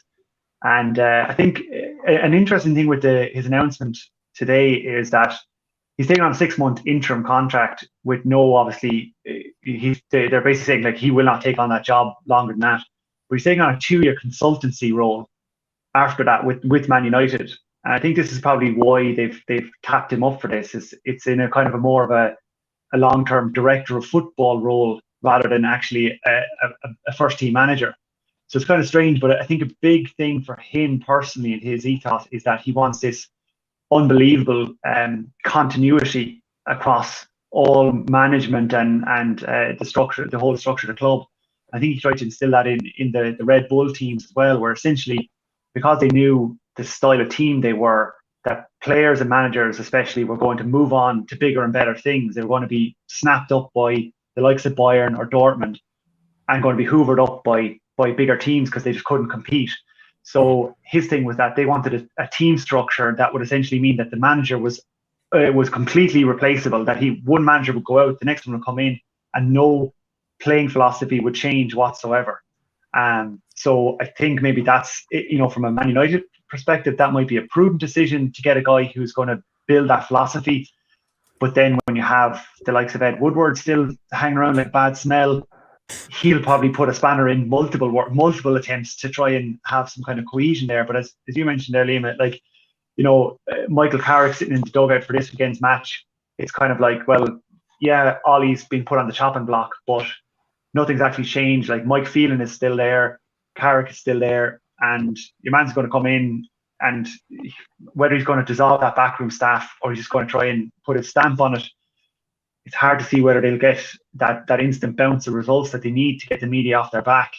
But yeah, it's an interesting choice. But like to say straight up that he's got this kind of longer term, like 2-year consultancy role, is probably one of the strangest manager announcements I've ever seen. So yeah, it's kind of it's a bizarre one, really. Weird. Some of those announcements, I feel like we talked about it. I think we briefly talked about it with Stephen Kenny, Gary, and the talk of extending his contract when they were talking about it a couple of weeks ago. Like, why would you announce? Like, I mean, let's say he comes in and United are just awful with him there. His style doesn't suit the players, and they just finished 10th to go nowhere, which I don't believe. But let's say, and now they're stuck with this 2-year consultancy gig for a guy who clearly doesn't fit the club. I often find those decisions very curious. Just wait. You know what I mean? Bring him in. give him the option, but just don't make these big announcements that are going to kind of tie your hands. And then the other thing you mentioned, actually, I think it was Paul Scholes was talking about, I think it's BT he talks on, about Carrick and Phelan and the rest of the backroom guys there. And I mean, it is kind of disgraceful that they're still at that job. They have to take some responsibility for the results. And Solskjaer is, he said himself, he's not that hands-on a manager, and a lot of it he delegated to these guys. And you could see United are not match ready in a lot of the games they play. They don't know what they're doing. And these fellas have all kept their job, and kind of Solskjaer as a figurehead has been shown the exit door. So you'd have to expect that Ragnick, or however you say his name, will dissolve that backroom staff as you described it, Savage, and get rid of that. Yeah, because I think it was telling after the Watford match. I saw David De Gea was interviewed. I mean, and he's a guy with probably a decade and a half of top level football under his belt, and he is going to say that. Well, he actually said straight out that the players didn't know what to do with the ball. They didn't know where to go, what to do. I mean, and this is a guy who's been around the block. He's won probably most things you could think of as a professional footballer. And for him to say, I didn't know what to do with the ball, I mean, you have to then go and say, well, if a guy like that doesn't know what to do with the ball, then it has to in some way come from the management. And if the management are getting paid, these multi-million-dollar salaries, you kind of say, well, either you were good enough and you deserve your salary and should keep the job, or you weren't and you need to be shown the door. And clearly Ollie is always going to be the scapegoat because he's the head coach. But I mean, clearly the guys running the drills are just as culpable in that scenario. And why Michael Carrick should stay in his job if his players on it. Again, Man United versus Watford, that ordinarily would be you kind of saying, oh, Man United should probably comfortably enough be winning that. I know the English Premiership is fairly competitive, but definitely with their history, United should comfortably win that. To come out battered 4-1 and not know what they were doing on the field, I mean, that just speaks volumes to how poor the structure behind the scenes is. Yeah, it's the manner of the defeats that they've had this season. That's really what's been telling. I think any team can lose a match, but right from the start against Watford, they were shocking. As you said, they didn't look like they have a plan. They admitted they didn't have a plan. But I also think there's a few players, I'm going to pick on Sancho. Sancho, in fairness to Solskjaer, he stuck with him and he played him in a lot of games this season where, based on what I saw of Sancho, I didn't think he really deserved to be starting some of the games, but he still started them. And Sancho did nothing for him, and then he comes out and gets a goal in Champions League or whatever just the week after Solskjaer is gone. So I think there's players there, like I said, I've mentioned their name check Sancho there, but there's a lot of them in that squad that I think just need to look at themselves and be like, how can I be a professional footballer and essentially not give a shit just because I either don't like the man. You would think that you've got players there that are European champions that have won Premier Leagues in the likes of Matic's case. You've got Harry Maguire there wanting to be best defender in the world or whatever, and probably thinks he's the best defender in the world. And they can't go out and organise themselves on a pitch. I don't think you can put it all down to the manager. But as I said at the start, I think Solskjaer did need to go, and it's a couple of years away from being anywhere like title challengers, I think, anyway. I think so. If you look at all the talk seems to be that Pochettino is their long-term preferred choice, and that PSG wouldn't entertain him going at this time of the year. So, in the summer they might let him go if United buy him out. I mean, I actually heard Pochettino, he's living in a hotel room in Paris, so he's obviously not intending to stay there long-term. But if you think back then I know when Solskjaer took over. I mean, you started, and he'd be fairly. That's probably why. Yeah. Moving on. And if you look back, there was a clip that's doing the rounds again of Roy Keane talking after, when Solskjaer was announced, but before he'd come in, and I think United had just won. And he basically said, look, these are professional players. You know the way Roy Keane talks, he's very emotive, and he just said, it's great that they put in a performance now, but he said Leopards don't change their spots, and these players will throw Solskjaer under the bus. And now, 2 years later, that's exactly what they've done. And if you pause that and then you look at how poor, basically, individually, the PSG players are playing under Pochettino, and that they're not, his style at Tottenham. He wants everybody working hard and covering every blade of grass, and loads of them just walking around. When it's going well, they look great, but in the tough games, the PSG players don't turn up, and Pochettino isn't able to make them. So if you add him into the mix of those players that United have, that, you mentioned Harry Maguire, I think he's a case in point, who probably thinks he's way better than he is. Is that going to be a successful combination? I'm not so sure that it is. I think it could be the same thing Solskjaer had. It's just that the group of players won't respond to him.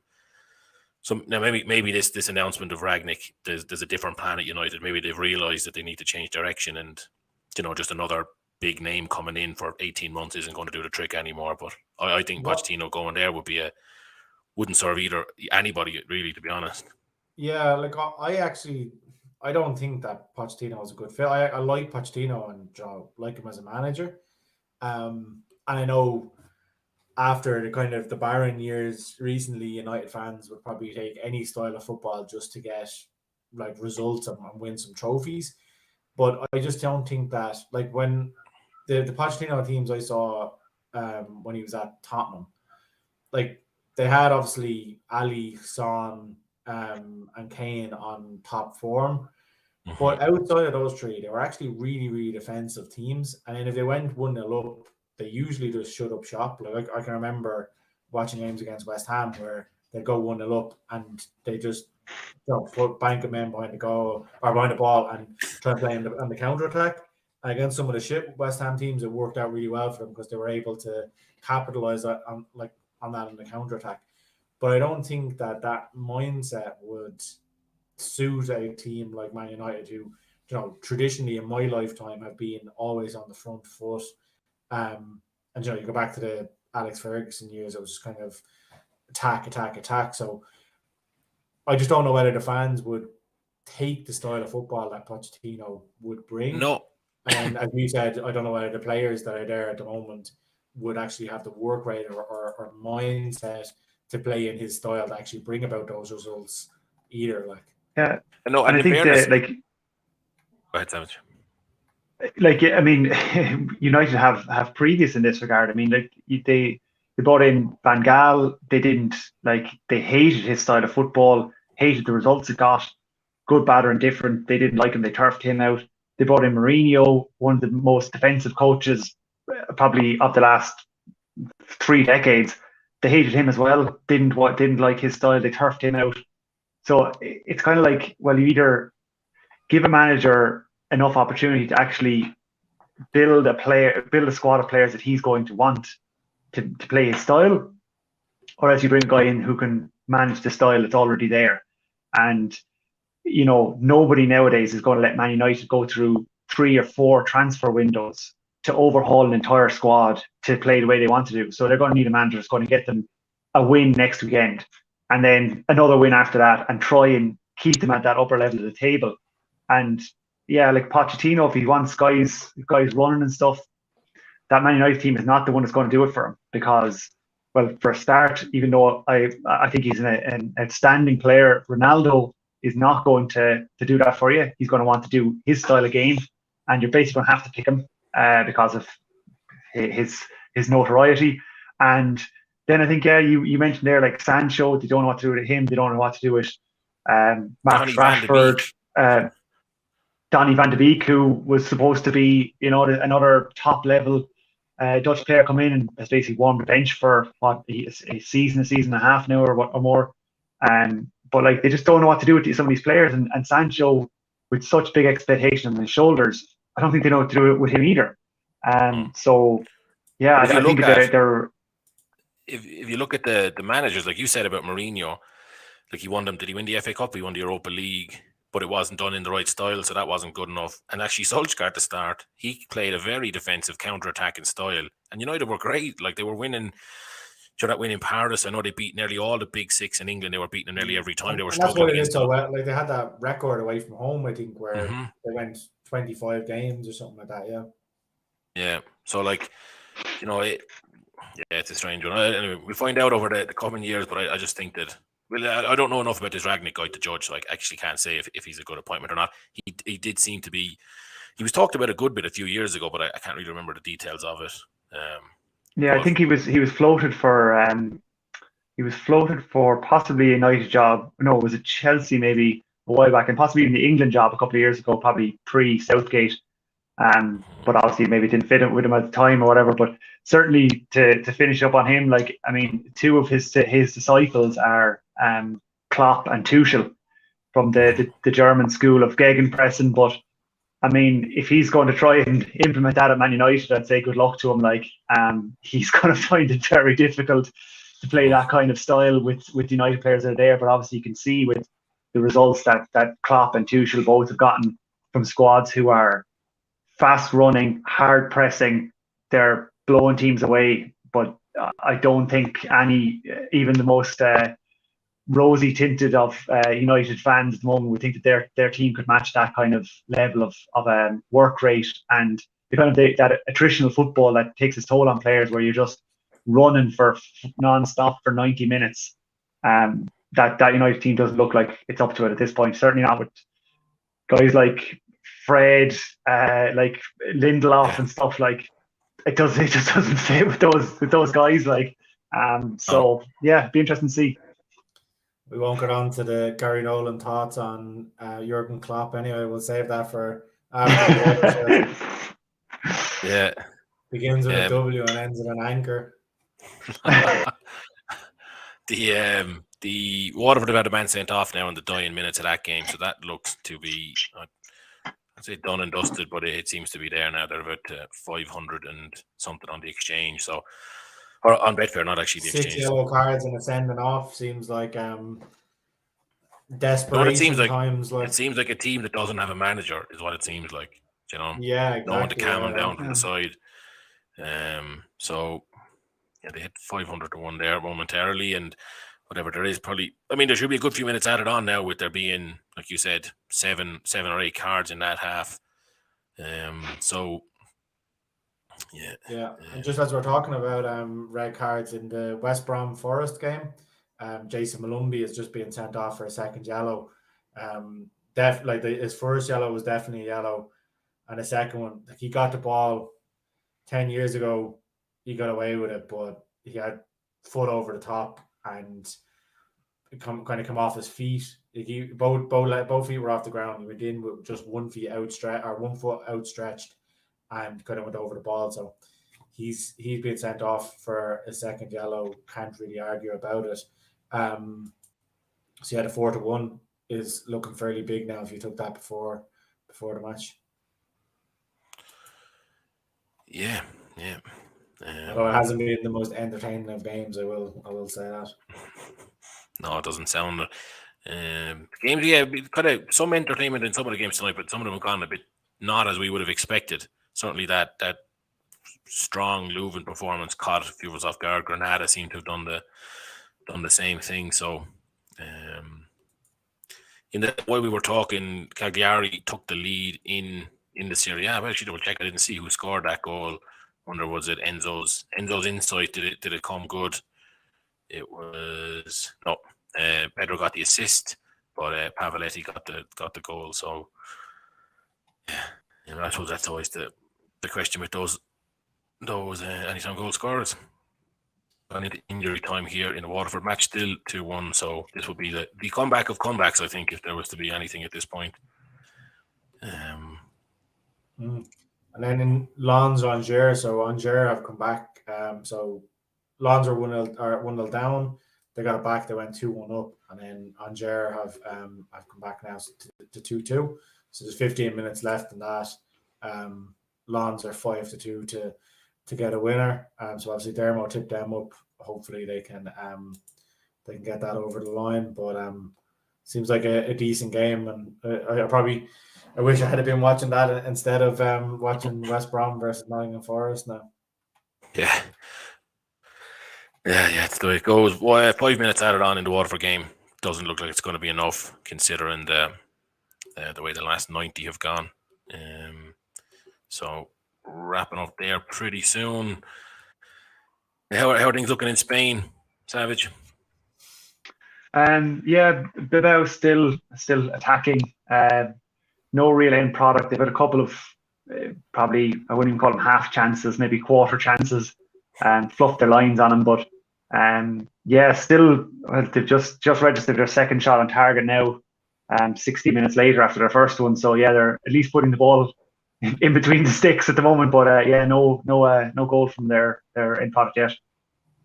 Actually, looked like a good save from the Granada keeper actually for that shot on target. I'm just after seeing it here. So yeah, still on the front foot, but still a goal down. It's one of those ones. Even if they're playing well, the clock is against them still. So we'll have to see. So yeah, so it's about 20 minutes of regular time left in that one. Oh, okay, Gary, I know you said how long was left in the Liga game. Can you remind me? 15 minutes. Okay. Cool. I know you didn't get Go ahead, Savage. I was just going to say there has been a couple of injuries in the second half of this one. At least one player was stretchered off, so we could expect maybe a couple of minutes of additional time in that one. So could still be some action to the end. Oh yeah, that's always a bit of breathing room there at the end. I was going to say, what was I going to say? Oh, I know you didn't. The article isn't ready yet, Gary. You're still. So I actually have the bet placed, but I just I hadn't got a chance to type it up with Thanksgiving. I was actually traveling for Thanksgiving to watch the American football. So yeah, I'll give it a shout out now and go through some of the reasoning, and then the write-up should be available in the next couple of hours on SportsRunDown.com if you want to read it in full. So it's a 14-1 accumulator. So the first leg is Bournemouth. They're at home to Coventry. So Bournemouth are second in the league, fighting it out for top spot with Fulham at top of that league. They're like 8 or 9 points clear of third position. Coventry are a decent team. They're a better team at home. Bournemouth's home form is really good. Dominic Solanke is banging in the goals. There is a slight concern. Bournemouth's form recently hasn't been as good as it was kind of over the first 15 games of the season in all comps. But I still think they'll have too much. They're priced up at evens. I think that's a big price for them. So there is the slight concern about their last couple of games. They drew against Millwall and 1-1 in midweek when they was away to Millwall. They took the lead and then conceded and ended up drawing, and then they lost a thriller against Derby away to Derby last Sunday. That was a lunchtime kickoff. Doesn't really suit an away team traveling. Like the championship teams wouldn't be used to having a Sunday 12:30 kickoff or whatever it was. So I'm going to allow them that. And the Derby team are actually on fire considering they've been deducted 21 points. The fact that they're in positive points at this stage just pays test to them to the job that Wayne Rooney is doing there. But yeah, Bournemouth are the bet here. I think they'll win that and will probably win it very comfortably. The second leg of the bet is Charlton. So Charlton have kind of featured in a couple of my bets recently. I've had them for over 2.5 goals. And most of the time they've come up trumps for us. But basically they changed the manager recently. I don't think they've appointed Johnny Jackson as being the full-time manager yet, but he's come in on a caretaker basis. Definitely deserves the job. They beat Plymouth last week 2-0. Plymouth are top of the league. And then they got a draw in midweek. I think that was away from home as well. So they're away here to Shrewsbury. Shrewsbury aren't any great shakes, and you can get 5-4 over Charlton, which I think is a great price. They probably should have got 4-6. So they're the second leg, and then the next two legs are made up of goals. So they're both teams to scores. So Luton, Cardiff have conceded in 20 of the 21 games in all competitions that they've played in this season. So they've only got one clean sheet all season. And that was in the second league game, so way back in August. So you'd think that Luton are fairly certain to score, and then Cardiff do have a decent squad. If they can sort their defence out, I can see them shooting up the league. But it's all about sorting that defence out. So I think Cardiff will score away, but Luton are decent at Kenilworth Road, and I think they'll score as well. So I'll probably back myself in that as well. Luton to win and both teams to score, but both teams to score is the one I'm putting in there at 20-23. And then the last leg is Gillingham Portsmouth. So Gillingham again are a team where like it's a proper home and away team. They can perform away from home. They're actually fairly good at home. So they're the welcome a Portsmouth side here who are in decent form, but they're not world beaters. So I think that they'll be able to score against them, but Portsmouth do score at will as well. So both teams to score, and that is my bet too. So to cap it off, it's both teams to score in Portsmouth and Gillingham, both teams to score in Luton Cardiff, Charlton to win, and Bournemouth to win, and it's 14-1. Yep, like the sound of that. You picked out some. You've had a couple of good wins. I think you already had a 14-1 winner in the EFL this season, so plenty of those ACCAs have come good. Certainly not. There's been two of the ACCAs have landed, and there's been a lot of individual winners as well. So I think it's probably around 10 points of profit. So if you put £10 or $10, €10 onto every bet this season, you'd be up about €100, something around that. So ticking along nicely, but could do another winner to boost. Yeah, well, I'll be backing it and cheering it on at the weekend. With the matches ended in the RSC. Oh, sorry, go ahead, Savage. No, we've actually had some action in the Bilbao game, so it's actually up to 2-2 now. Nice. And if you want to see possibly the scrappiest goal you're ever going to see, this Bilbao second one, it was a long ball forward. It was headed on. Centre forward runs through on it, nudges it past the keeper who had advanced out of his box.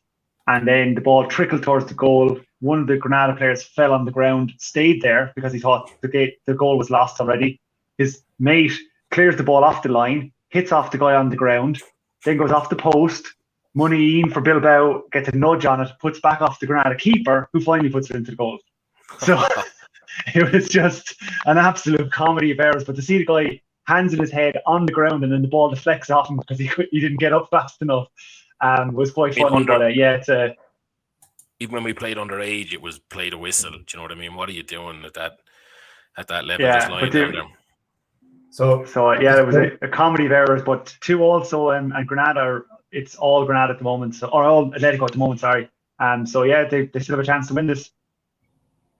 To spice things up for the last couple of minutes, lads, I've just done a treble. It's Nottingham Forest to win, Athletic Bilbao to win, and Lons to win. So I think there's probably about 6 or 7 minutes left in all of those games. The treble is 90-1. So it is a long shot, but as I said, hopefully it'll spice it up, especially if you get a goal or two. I've just tailed you on that. I could not sit here now and watch it. It's now 100-1 drift by. So I've tailed you on that too. Bilbao, West Brom and Lons. RSC is finished 2-1. It's over. So Waterford are now down in the first division. So it's not West Brom, it's Forest. Yeah. So Forest to win, the away team to win there. Because yeah. West Brom would have 10 men, so yeah. Yeah, would be a rough one there. So relegation in the RSC.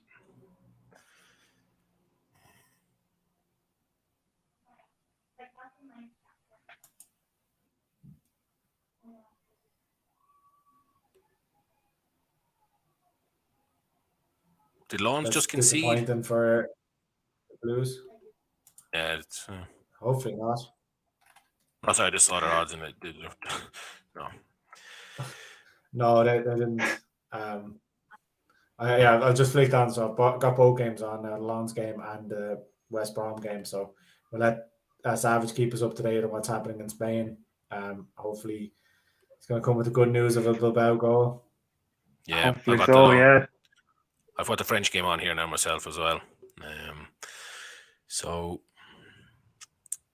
is that some juicy one you have, Gary?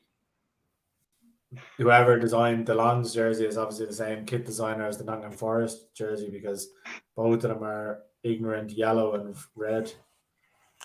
Yeah, it's just so eye-catching when you flick onto it, Yeah, I don't know who designs those. I don't know what they call them, like the seatbelt style jerseys. That strip is that the one you're talking about? Like it's one red strip across the center, is it? Yeah, I think they have variations of it. Like I think they have a little bit more red than just the sash across this jersey, but I can't see it's on such a small screen. I can't see it. All I know is my eyes are nearly blind. It does have that big sash. It's hideous. Yeah, there are some rancid jersey designs out there. Do you know what though? It's another one of those ones we said about, the people making the decisions are definitely not thinking the way the fans are thinking. Fans love the old classic jerseys, but some designer needs to kind of prove his worth, so they make them more and more complicated and, more going on. There was a City one 2 years ago, was it? That was absolutely disgusting as well. Like some of them are just, Oh, City's is it City's third kit this year? It just looks like a T-shirt. It looks like a training top that says like Man City across it. Someone really checked out on Friday evening on that one. Like, just good luck, lads. I'm off. Somebody in Puma is getting handy money anyway. There's a few horrible Puma ones, all right. Yeah, even the Arsenal. The first Arsenal one was nice, and there was a couple after that you're just love those really skinny, slim fit ones as well. That you've ever been to a football match with a man who'd fit into them. That's certainly not this frame. I tell you that. You mean you didn't like Purple Rain when it came out? Oh yeah, back in the Podolski days. The fact that they're naming the jerseys, there's something going wrong. Yeah. Also, someone said it's like Arsenal Football Club, like a kit manufacturer that masquerades as a football team. Like, just put more effort in the kit design than anything. Like, yeah, that is true. Yeah, there was like release videos and stuff for the jerseys and all that kind of carry on. How are things looking in the Championship, Gary? Yeah, it's all Forest. They've had a rake of corners. It's absolutely pelting down with rain, but Forest at Campton, the West Brom half, they're not really making many clear-cut opportunities, but I'd say they'll get one chance before the end to win it, just whether they can take it or not. Seems to be an injury in France here, so might be a small bit of a delay. But I fancy. I said I thought Forest at the start of the day were a great price 4-1. I actually didn't realize that they were 13-10 double chance, which I know it's been after time now, but that would have been a brilliant bet as well. They West Brom definitely weren't 4-7 favourites like they were priced up, so I knew that was wrong anyway. Unfortunately, with the bet for our live action ACCA, I went with goals, and there's been kind of very much a lack of goal mouth action in this one. So yeah, it seems to happen. We seem to get it in clusters on the Friday as well. You know what I mean? Like there's goals in loads of the games. 4 goals in Lens, 4 goals in Belgium, 4 goals in Spain, and then just get one absolute stinker then to just wrecks it. Like you're not even able to cheer it on. If there'd been a 1 goal early on, you'd have something, be a bit of hope, but just 0-0 for ages. Seems to happen that way to us. Yeah, frustrating, but there's always next week, which is the great thing. Yeah. Every Friday is another Friday, I suppose. Looking at the game here now, like you said, they're back in France. The crowd are a very boisterous looking crowd there in Lens. Seem to be cheering on the home side. Hopefully it'll be a good few minutes. We'll find out in about 30 seconds how long it's going to be added on. Although I do have to say that next Friday there should be absolute fireworks. Now I'm not here, unfortunately, but that's why we'll have the fireworks. Yeah. But in the Championship, Fulham play Bournemouth, so that's top of the table clash in the Championship. It has to have goals galore in it. It'll be a great game. So yeah, I'll definitely have a write up on either the site or I'll definitely have as part of the live action ACCA, even though I'm not here next week, but I might even do an individual write up of the game because it's going to be a tasty one. Nice. How's that championship table looking, Gary? So, I said the Fulham and Bournemouth are kind of runaway leaders at the minute. So Fulham are on 42 points, they're top, and Bournemouth are on 41 points in second. And then there's a drop down to 34 points to West Brom, and that's including the point here. So if West Brom were to lose this game, that would become an 8-point gap. And then QPR in fourth on 32 points. So there's a big gap there. But as I said, like Bournemouth were top for, I'd say, probably the first 10 games, maybe. I think they might have had a 5-point gap at one stage, and then Fulham have clawed that back. So it's going to be a ding-dong battle between the two of those for the title, I would say. Fulham seem to have the better attacking threat, mainly with Mitrovic. Anybody who's been reading Sports Rundown for the season will know that I tipped Bournemouth up at the start of the season to win the championship, so that bet is very much still live. I tipped QPR up to finish in the top 6, and they're in fourth, so that bet is very much live. I also tipped Bournemouth up to be in the top 6. I think that was something stupid, like 13-8 or something, or 11-8, which was a mad price. So those 3 anti-post bets are doing really well. And then the other anti-post bet I gave was Dominic Solanke to finish the season as the top goal scorer. He was 18-1. Now, he's currently third in the goal scoring charts. Mitrovic is a runaway leader. Mitrovic has 21 goals this season. Burton off Blackburn has 16 and Solanke has 15. So I'm kind of hoping that in January somebody comes in and buys Mitrovic from Fulham. And then that would put us in a very good position. But for an 18-1 shot, he's given it a good go anyway. Like, he scored in midweek. I think he scored last weekend as well. So you can't fault it. But it's just a pity that, like, Mitrovic just seems to pick up these, like, hat-tricks and, braces all over the place, which is frustrating, especially when Fulham are on form. They usually beat teams like 3 and 4-0. And that's when Mitrovic is just clearing up, So, 6 goals isn't unbridgeable, but it would help if Fulham sold him in January. You'd be so sick if you backed Mitrovic as top goal scorer. He's running away with it, and then they sold him in January. Oh God! Yeah, I called it out in the article, preseason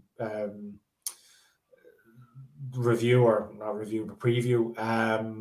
And I kind of said, like, Mitrovic was 5-1, but after the season he had last year, he kind of threw his ties out of the pram.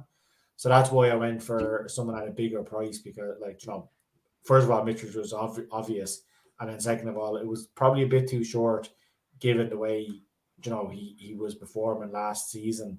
But he's back on form now, and banging in the goals. Just West Brom have had an unbelievable chance to snatch this at the death. They broke away. It's been all Forest for the last kind of 15-20 minutes. They got a free kick, lumped it up, broke in the box. Jordan Hugo was about 17 yards out, just between the penalty spot and the 18-yard line, and took a shot with his left foot and skied it over. But basically, you went for power.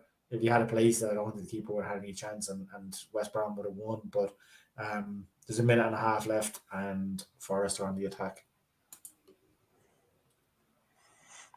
Okay, now it's over in France. Lens had 2 really good chances while you were talking through there, Gary.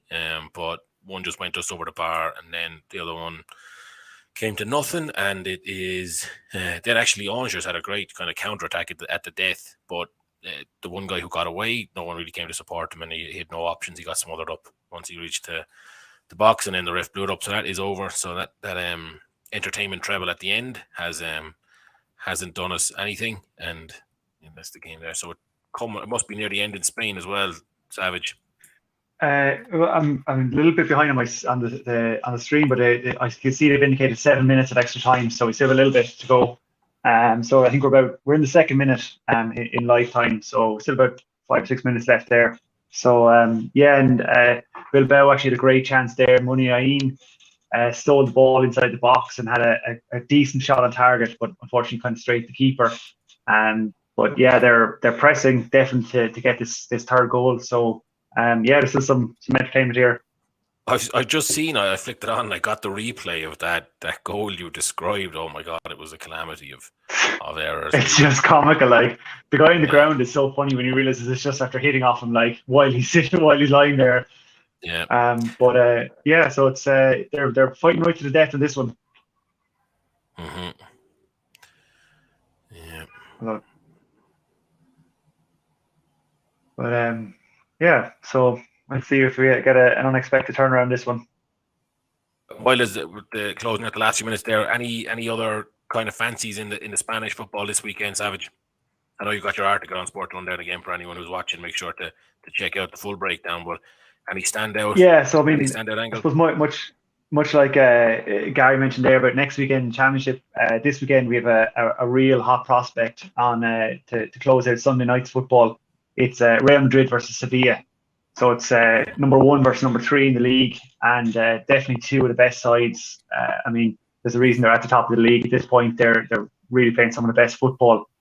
Madrid are at home. They're in the Bernabeu. They've been at times, I mean, unplayable would be being kind to them because they've just blown some teams away this season. They had a little bit of a blip there when they unfortunately lost to FC Sheriff. And they lost a game in the league straight after the thing as well. So they had a small blip, but then they've come back firing again.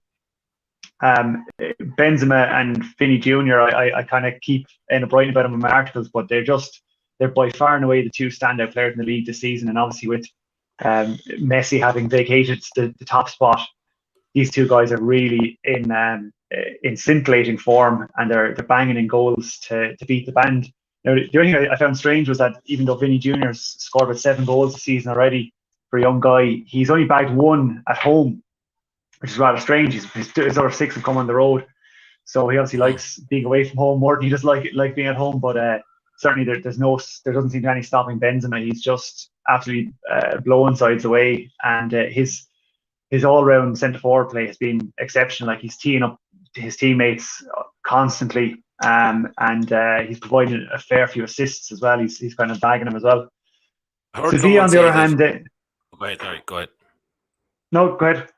But I just heard someone say that Deschamps says brought Benzema back into the French squad, and I know they didn't have a great Euros, but just the prospect for him of going to the World Cup has kind of reignited his career, basically. Not that he was ever bad, but that he's really kicked on because now there's a kind of a carrot in front of him. Do you think there's some truth to that? Yeah, I mean, I think probably obviously he spent so many years in the shadow of Ronaldo and playing very much second fiddle to him. Now he was bagging goals there as well because they were, absolutely destroying teams with Ronaldo on their side. But certainly, this season he just hit the ground running and he just hasn't stopped really. I mean, for a guy that's, well into his 30s now, he's still super mobile on the field. He's still doing that exceptionally good hold-up play that you want a good, strong centre forward to do. But he's also that clinical poacher in the box. He's just right place, right time, and he's just making a mockery of some of the Spanish defences.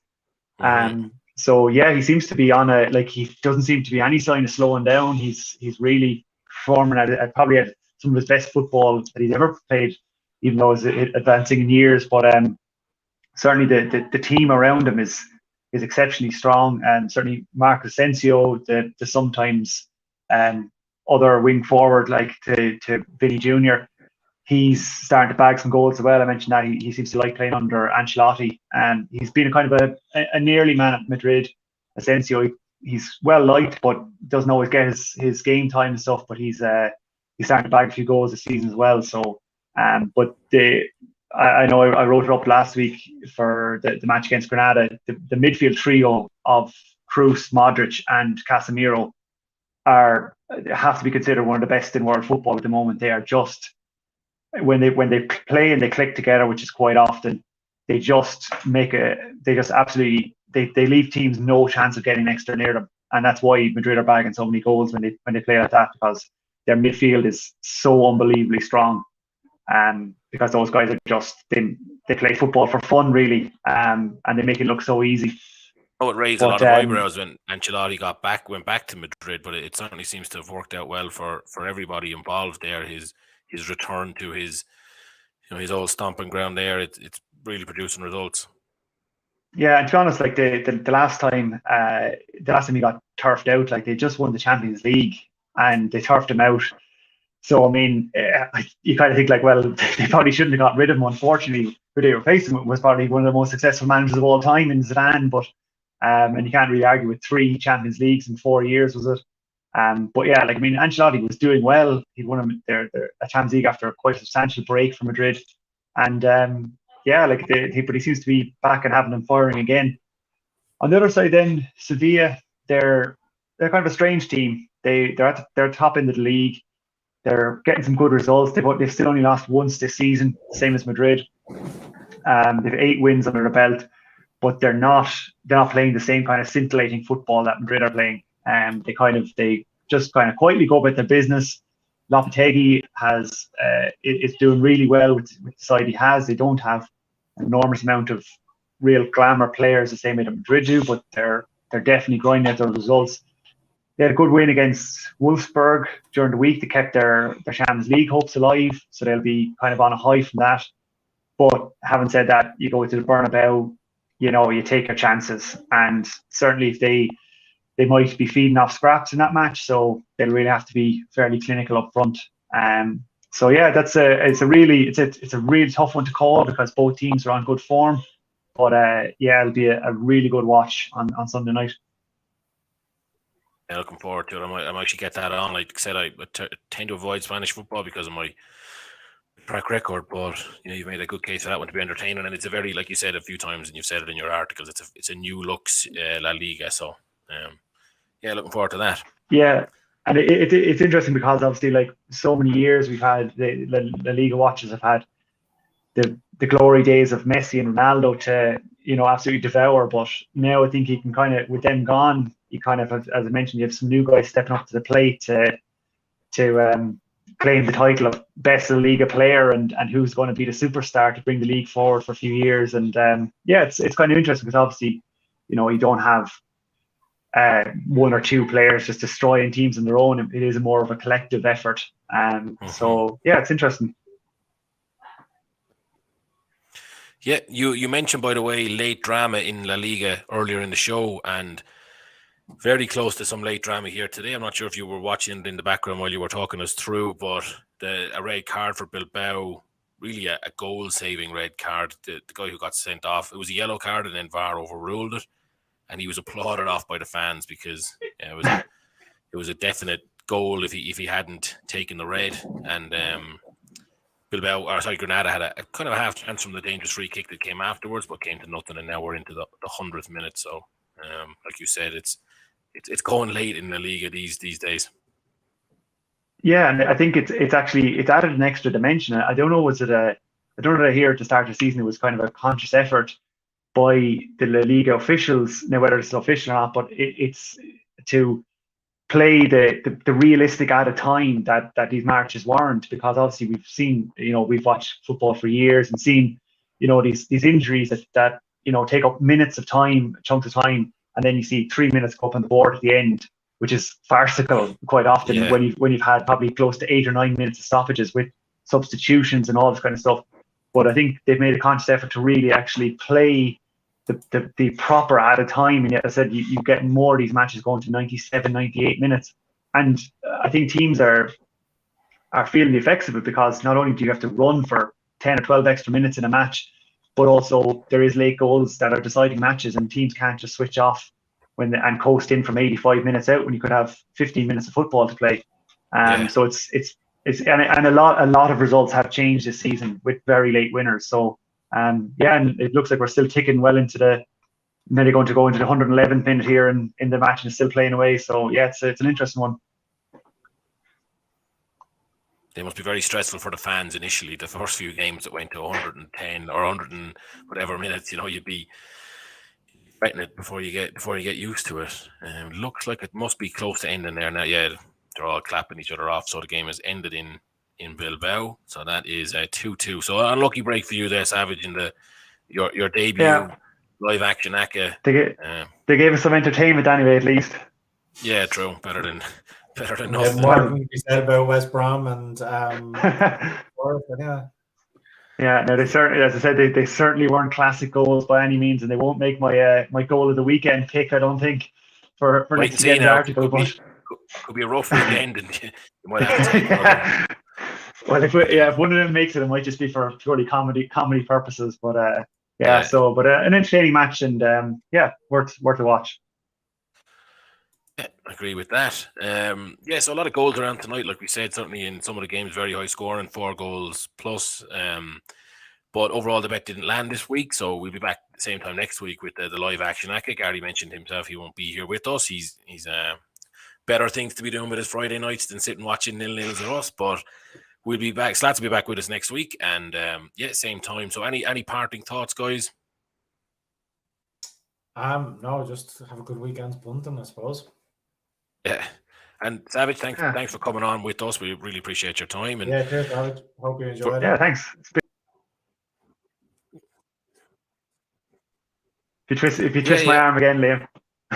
Yeah, well, we have a slot next week now. Gary's away, so we make sure we'll be knocking on that door. But yeah, we appreciate you coming on, and anyone who looks at the website can now put a face to the name of the La Liga insights that you share with us every week, the La Liga lowdown, as we call it. So yeah, thanks guys for joining us.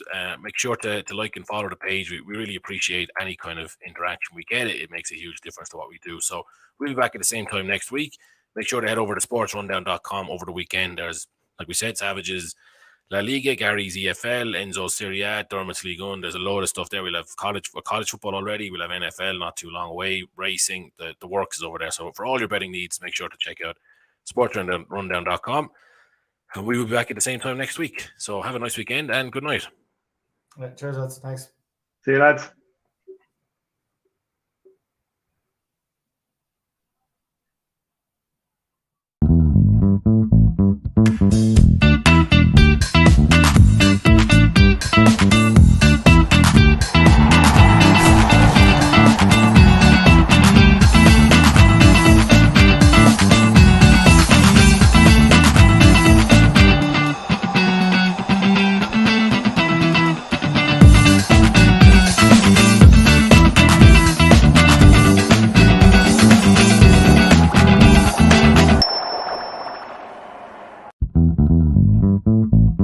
Thank you.